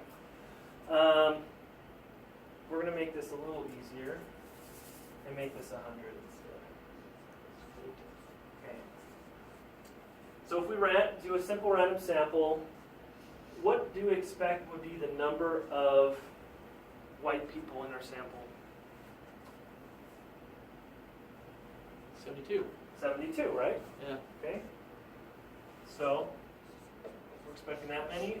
We would expect somewhere around 13 Mm-hmm. black individuals. You know, okay, we got a problem here. We have less than 1%. Okay, let's be generous and say we might get one American Indian Mm-hmm. in our sample and 0 Native Hawaiians. Okay? What if we're carrying out some research that is interested in these two populations and wants to know certain things about these two populations? At least we have one American Indian participant, right? What will we be able to say about the larger population of American Indians based on this one individual? I mean, you could say a lot of things, but Nothing. There's no. I mean, we can say about that one person, Yeah. but there's no way to say whether or not that's representative of the At whole all. group, right? Okay? This is a problem for us. Mhm. So, in order to get around this problem, we use stratified sampling. Okay? Let's say that these are the 4, specifically, we're only interested in these 4 racial groups for our study. Okay? In a stratified sampling approach, what the textbook presents is that stratified sampling is used to maintain the equal number of characteristics.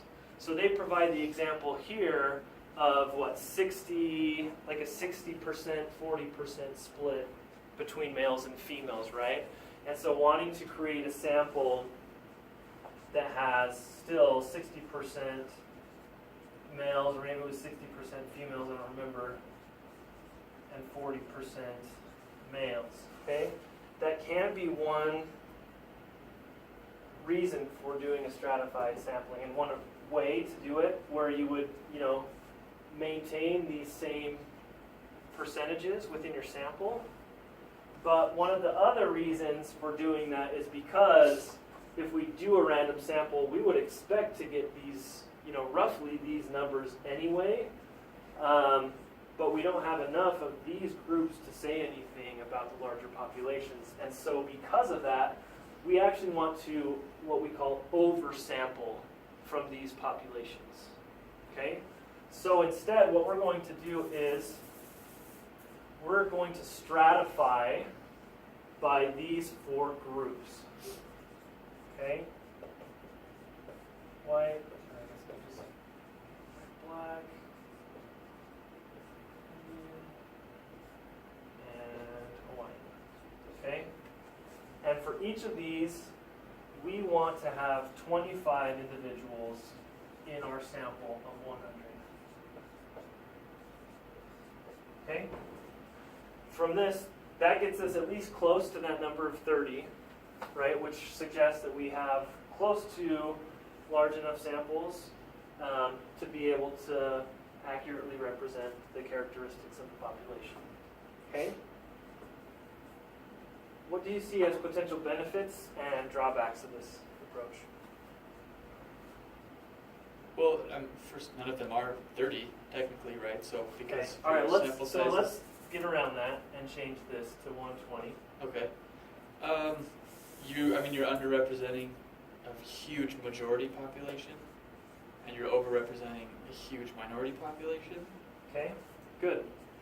Which actually violates some of our assumptions about random sampling, right? Which ones?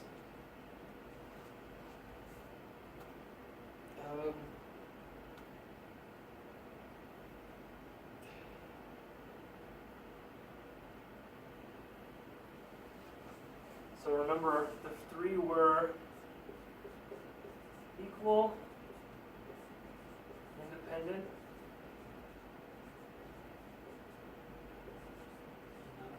non-zero, right? Right. Okay, so let's say, so of these 300 million, what's 72% of that? Who's our math whiz? Anyone in here? Not me. I can't get your. Okay, what's 10% of this? 3 times 7, 210 million is 70%. Okay, so we'll say, what's 30 divided by 110 million? Anyone break out a calculator?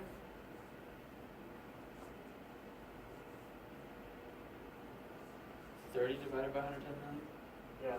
0.000. Let's see, 1, 2, 3, 4, 6 zeros, 27. 27? Mm-hmm. Okay. Now let's look at our Hawaiian group. What's 0.2% of 300 million? So 0.2, wait, okay. Let's make this easier. So 0.2% would be 2 out of 2%.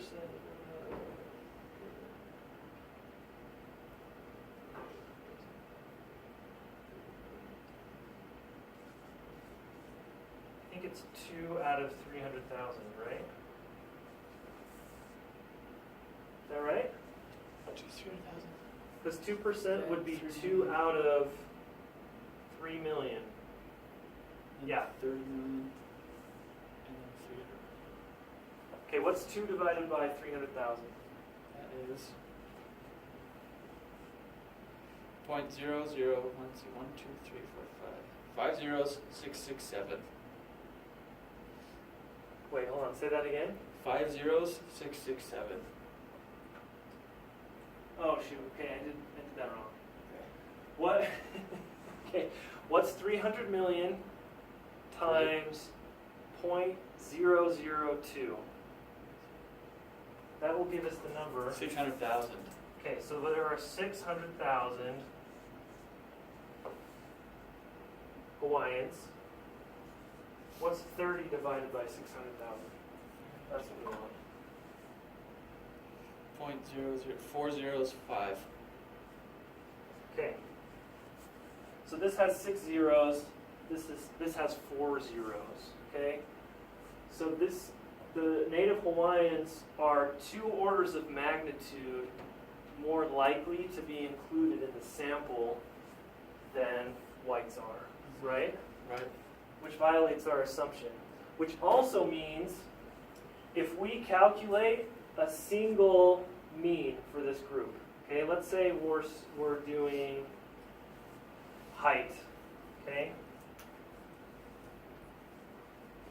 and we want to know what the average American female, how tall the average American female is, okay, and we're going to average the results from these, from all 120 observations to say this is the average, right? Okay? Let's say that Hawaiian females are on average 2 inches taller than white females. Okay? If we average these all together, how will that bias our results? The average will be higher. It'll be way higher, right? Because technically there are almost 300 times as many, or 700 times as many, half that, 350 times as many whites as there are Hawaiians, right? And so if we give equal weight to all of these, we will be substantially overestimating the mean for the larger population. Okay? So what we can do is we can account for this by weighting the observations. Okay? So later on when we're computing means for the total population, we'll give greater weight to those observations that had less likelihood of being included in the sample. So to put it a different way, we'll put less weight on those observations that were oversampled in the stratified procedure. Okay? But by doing this, now instead of having one American Indian and no Native Hawaiians in the study, where there we had no idea what the average height of those two groups was, now we can understand the average height of each one of those groups, and by adjusting for the sampling approach, we can provide an estimate of the full population across those four groups at least. Does that make sense? So you understand why and when we use stratified sampling? Okay?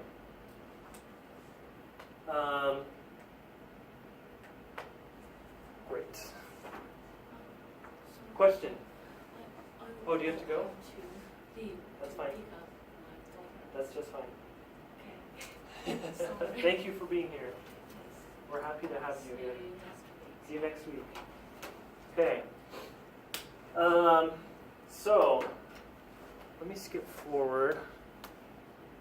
We can come back to the random, how we actually do a random selection in a little bit, once we get through this.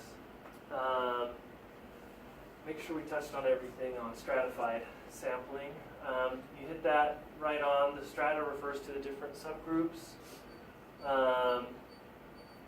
We use it because it improves our ability to represent these smaller groups, these subgroups particularly, but because it violates our assumptions for random sampling, we have to adjust for these so that we are providing accurate representative data for the entire population.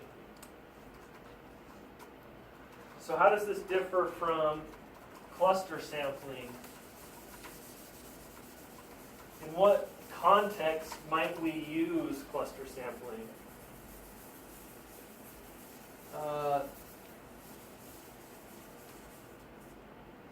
When there,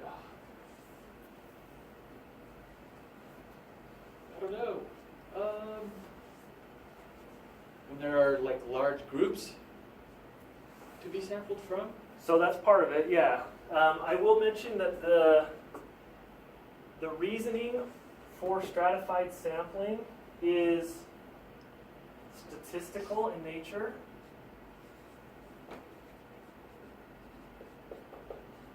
This is a statistical consideration. It's a representation consideration. Cluster sampling, the reason we use cluster sampling instead of simple random sampling is not because of what it provides in terms of representation. It's just an issue of convenience, more so. I'm hesitant to use the word convenience because it's not a convenient sample. It's still, we can be random about this, but it allows us to execute the research in a more efficient way. For example, when people are in groups of some kind, in education, the natural one is what? Like grade levels? Grade levels or schools, okay? So, kids are naturally grouped into schools, in grade levels, in classrooms, okay? So there are naturally these hierarchical structures, okay? If I'm doing a study and I need to select 100 students, and I'm going to make this bigger for this example, 300 students to administer an exam to. If I do a simple random sample, so let's say our population of interest is students in the state of Utah, which is probably, I don't know, you know what the Utah population is? Like 1 million Get there for you in something? 2 seconds. Look it up real quick. We'll learn something in the process here. What did you guess? You guess 1.5 million. 3.05 million. Oh, I'm terrible. Okay. Not bad. So in our, okay, so we're going to say 10% of that is certain age group in schools. Okay, so from population of 300,000. Okay, we're going to select 300 students. If we randomly take, a simple random sample where we have basically 300,000 student names in it, really big hat. And we take out 300. Where are those students going to be located? Utah.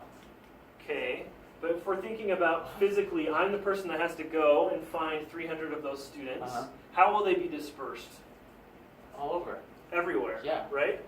They're going to be probably fairly equal. There's probably going to be more in Utah County and Salt Lake County.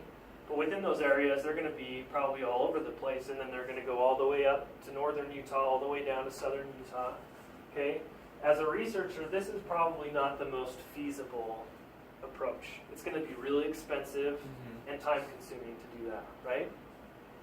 Instead, what I can do is say, hey, it's really convenient for us that there are maybe 50, let's say 50 high schools. And let's say that this population was, from the start, looking at just high school students. Okay? Of these 50 high schools, what we're going to do is say we're going to randomly choose 8 of those high schools. Okay?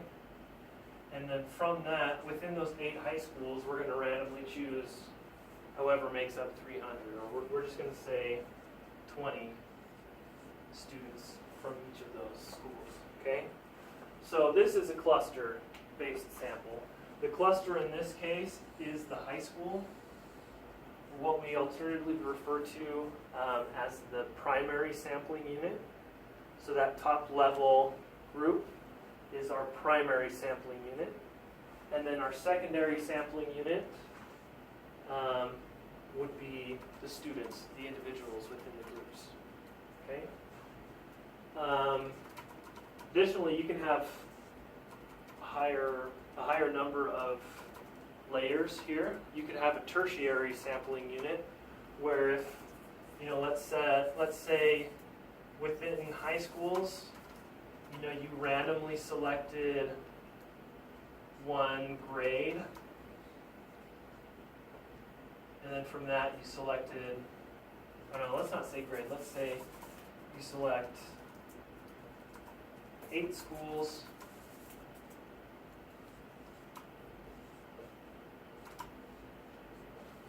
So I'm going to say this is the primary sampling unit here. This is a school. Within each of the schools, you're going to select 2 classrooms. So this would be the secondary sampling unit. And from there, you're going to randomly choose 10 students in each class. Be your tertiary sampling unit. Okay. Another thing that you could do is, instead of randomly selecting students at this level, you could randomly choose the classes and then just administer the test to every single student in the class. Makes sense. Okay?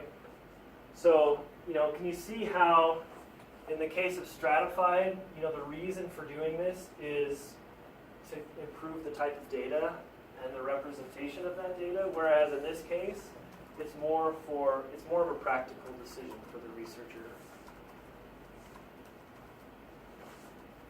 Okay? But in a number of similar ways, this type of sampling also violates our assumptions, right? how are our assumptions violated here? Is the non-zero assumption violated?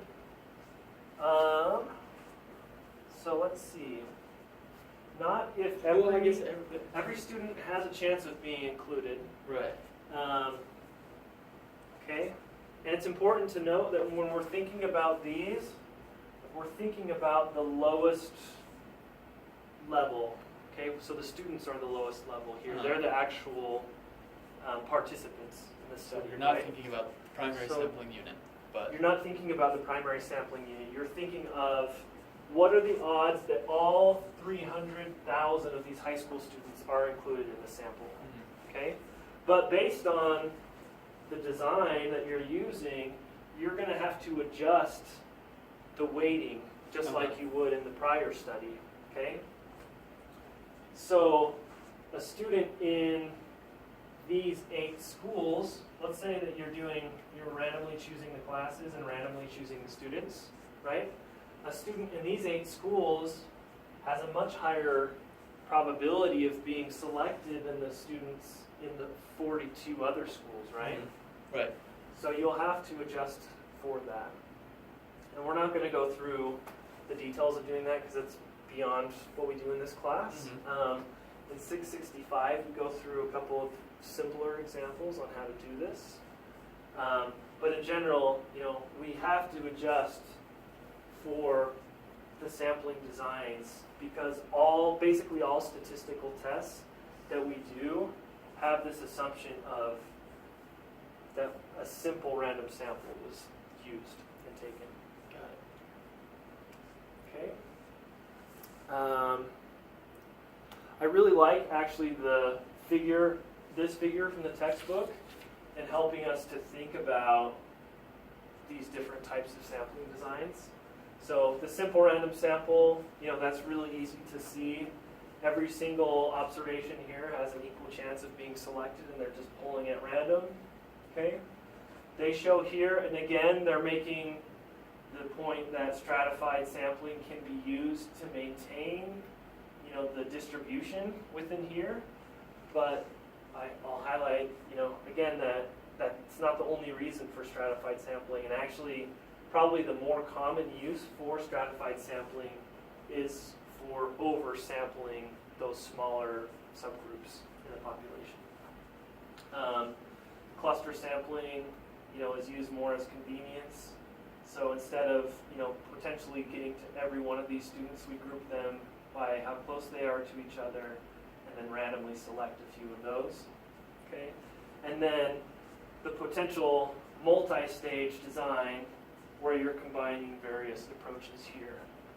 And actually it's important to point out that very commonly in both stratified and cluster sampling, you're also using simple random samples within these, right? Because you stratify by your groups, but then within each of your groups, you're taking a simple random sample. You're randomly selecting your groups here, but then within these clusters, you're either doing a census within the cluster and including everyone, or you're taking a random sample within those clusters of the students to include. Okay. Just make sure we're hitting what we want.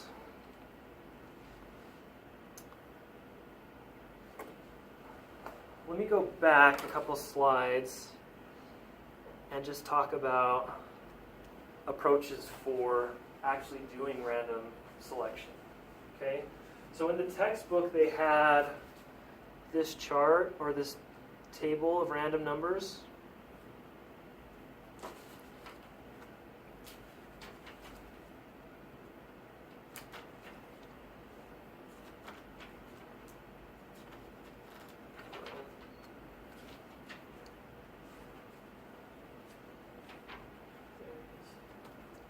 Right?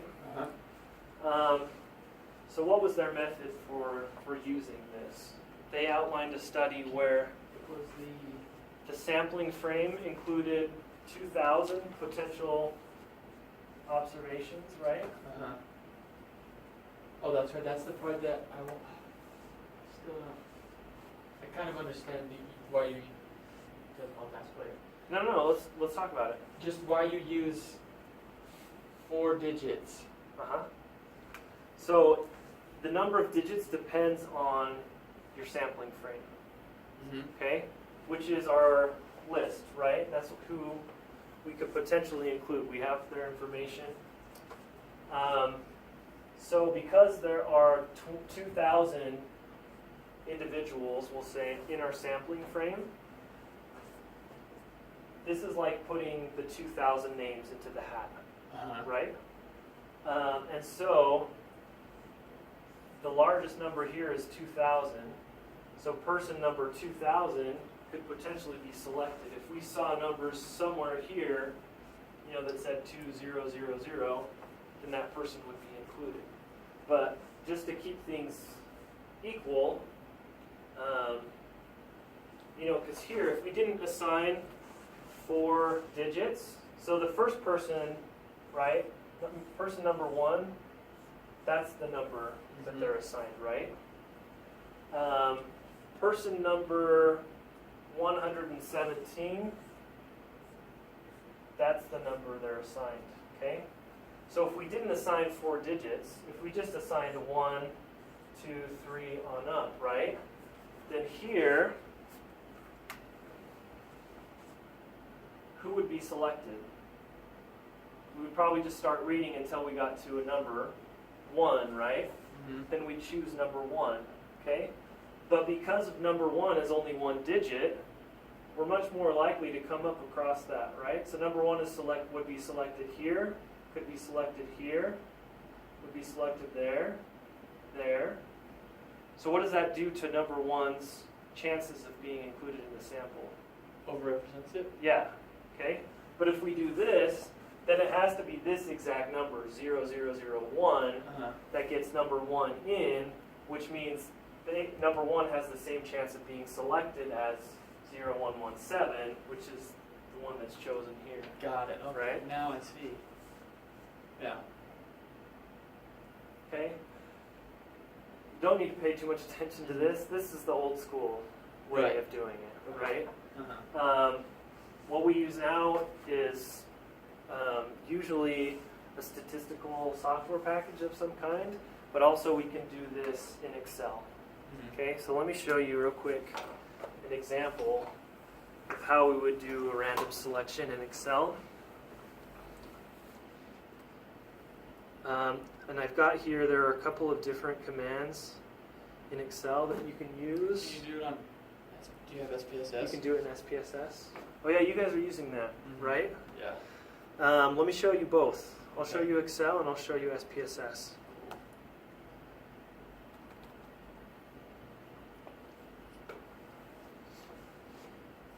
So in Excel, there are 2 commands. One is called rand, one is called rand between.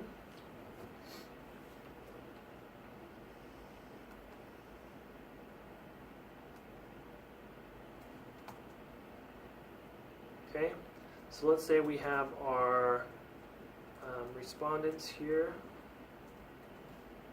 or I'm going to call them participants. And here we have their number. So we have person 1, person 2, and we're going to say in our sampling frame we have 100 people.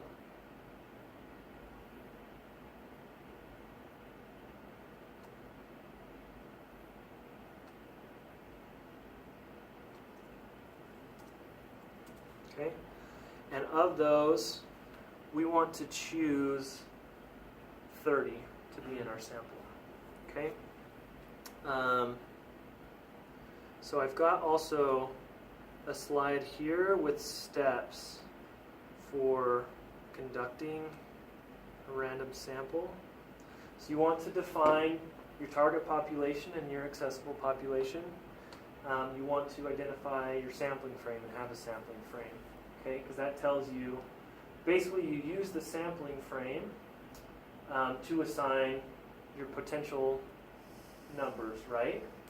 And then you decide what your desired sample size is and your criteria for choosing based on the random numbers. Let me give you an example.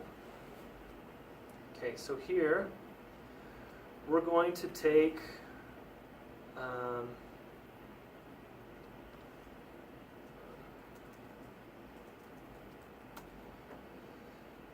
we're going to use the command. So I don't know if you're very familiar with Excel, how you do commands with the equal sign. Yeah? Okay. So rand between is the one we want. And what you do is you identify the lowest possible number and the highest possible number. And what Excel does is it chooses a random number with replacement. Okay? So person number 1 gets a random number between 1 and 100. Okay?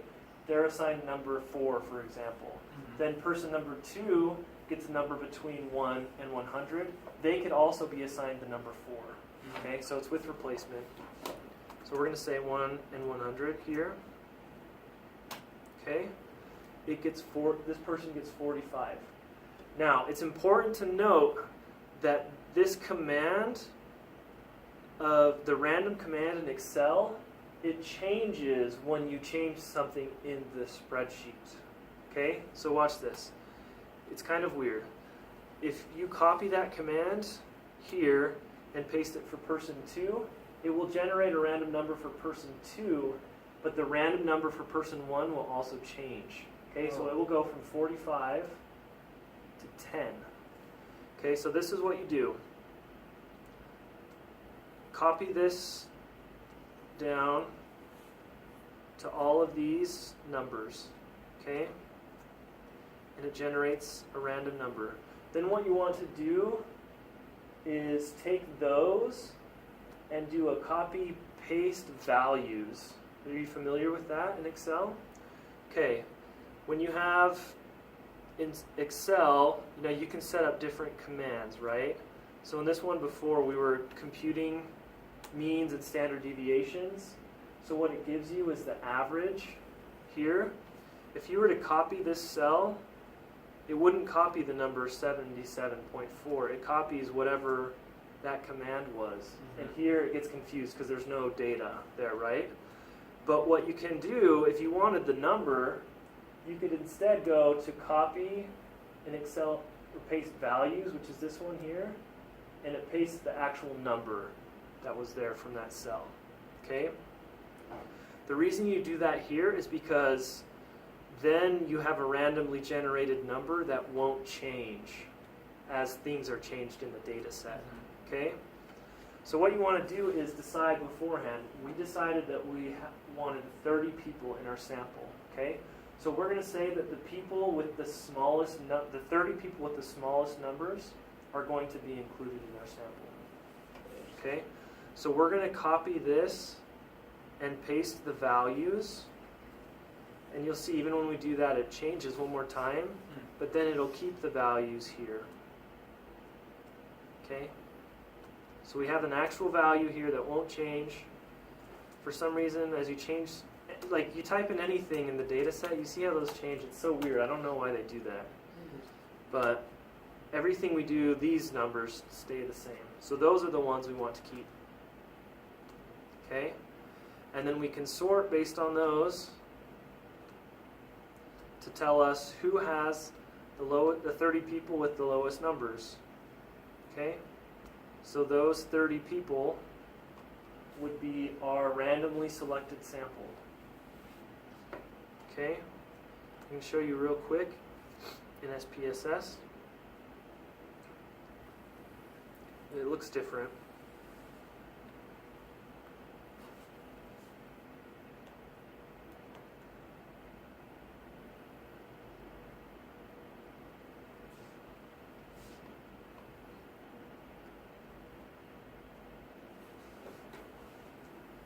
And we're not going to get everything done today. I always heard too much.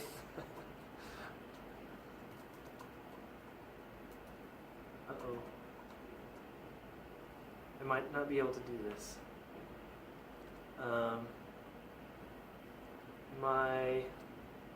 Shoot. I'm going to have to show you next time. Okay, that's fine. My license for SPSS is expired. So I have to reinstall it, and I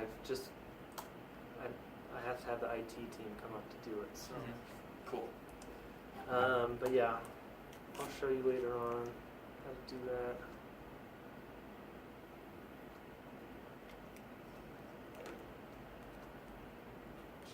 Oh wait, no, maybe I can do it in the...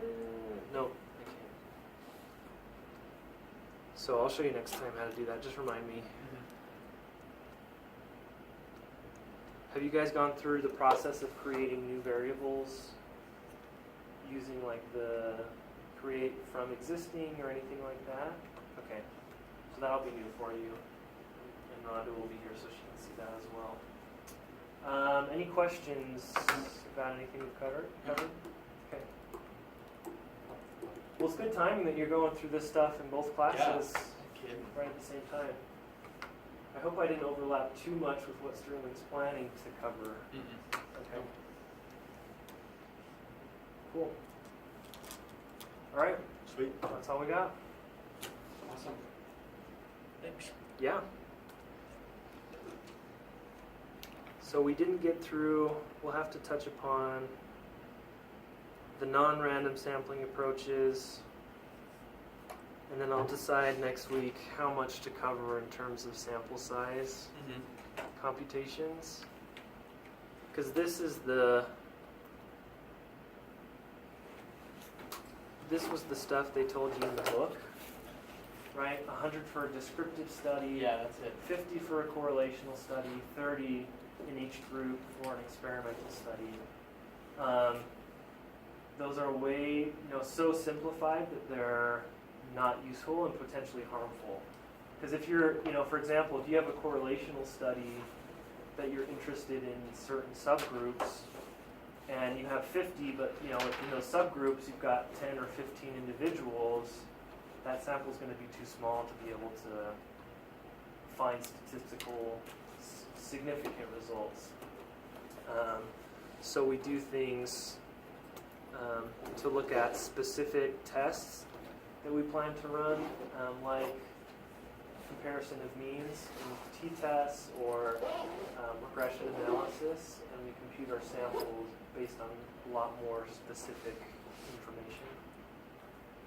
So we'll go over that next time. We won't spend too much time on it because, like I said, the details on how to do that are a little past what we're trying to do in this class, but I just want to give enough for you guys to be aware of it at this time, and then, next semester if you end up doing 665, we'll go into more depth on that. Is that required, 665? 665 is one of the, so you have a choice. It's one of the two, right? Yeah, it's either that or the qualitative class. But you could also take both of them and count one of them as an elective. So the 665 is sort of the more applied quantitative class. I mean, you sort of learn the basics in Sterling's class this semester. You'll get a little more advanced with some of the statistical tests. And then the 665 is more how to apply them to policy analysis and evaluation and stuff And like you that. teach that? Yeah.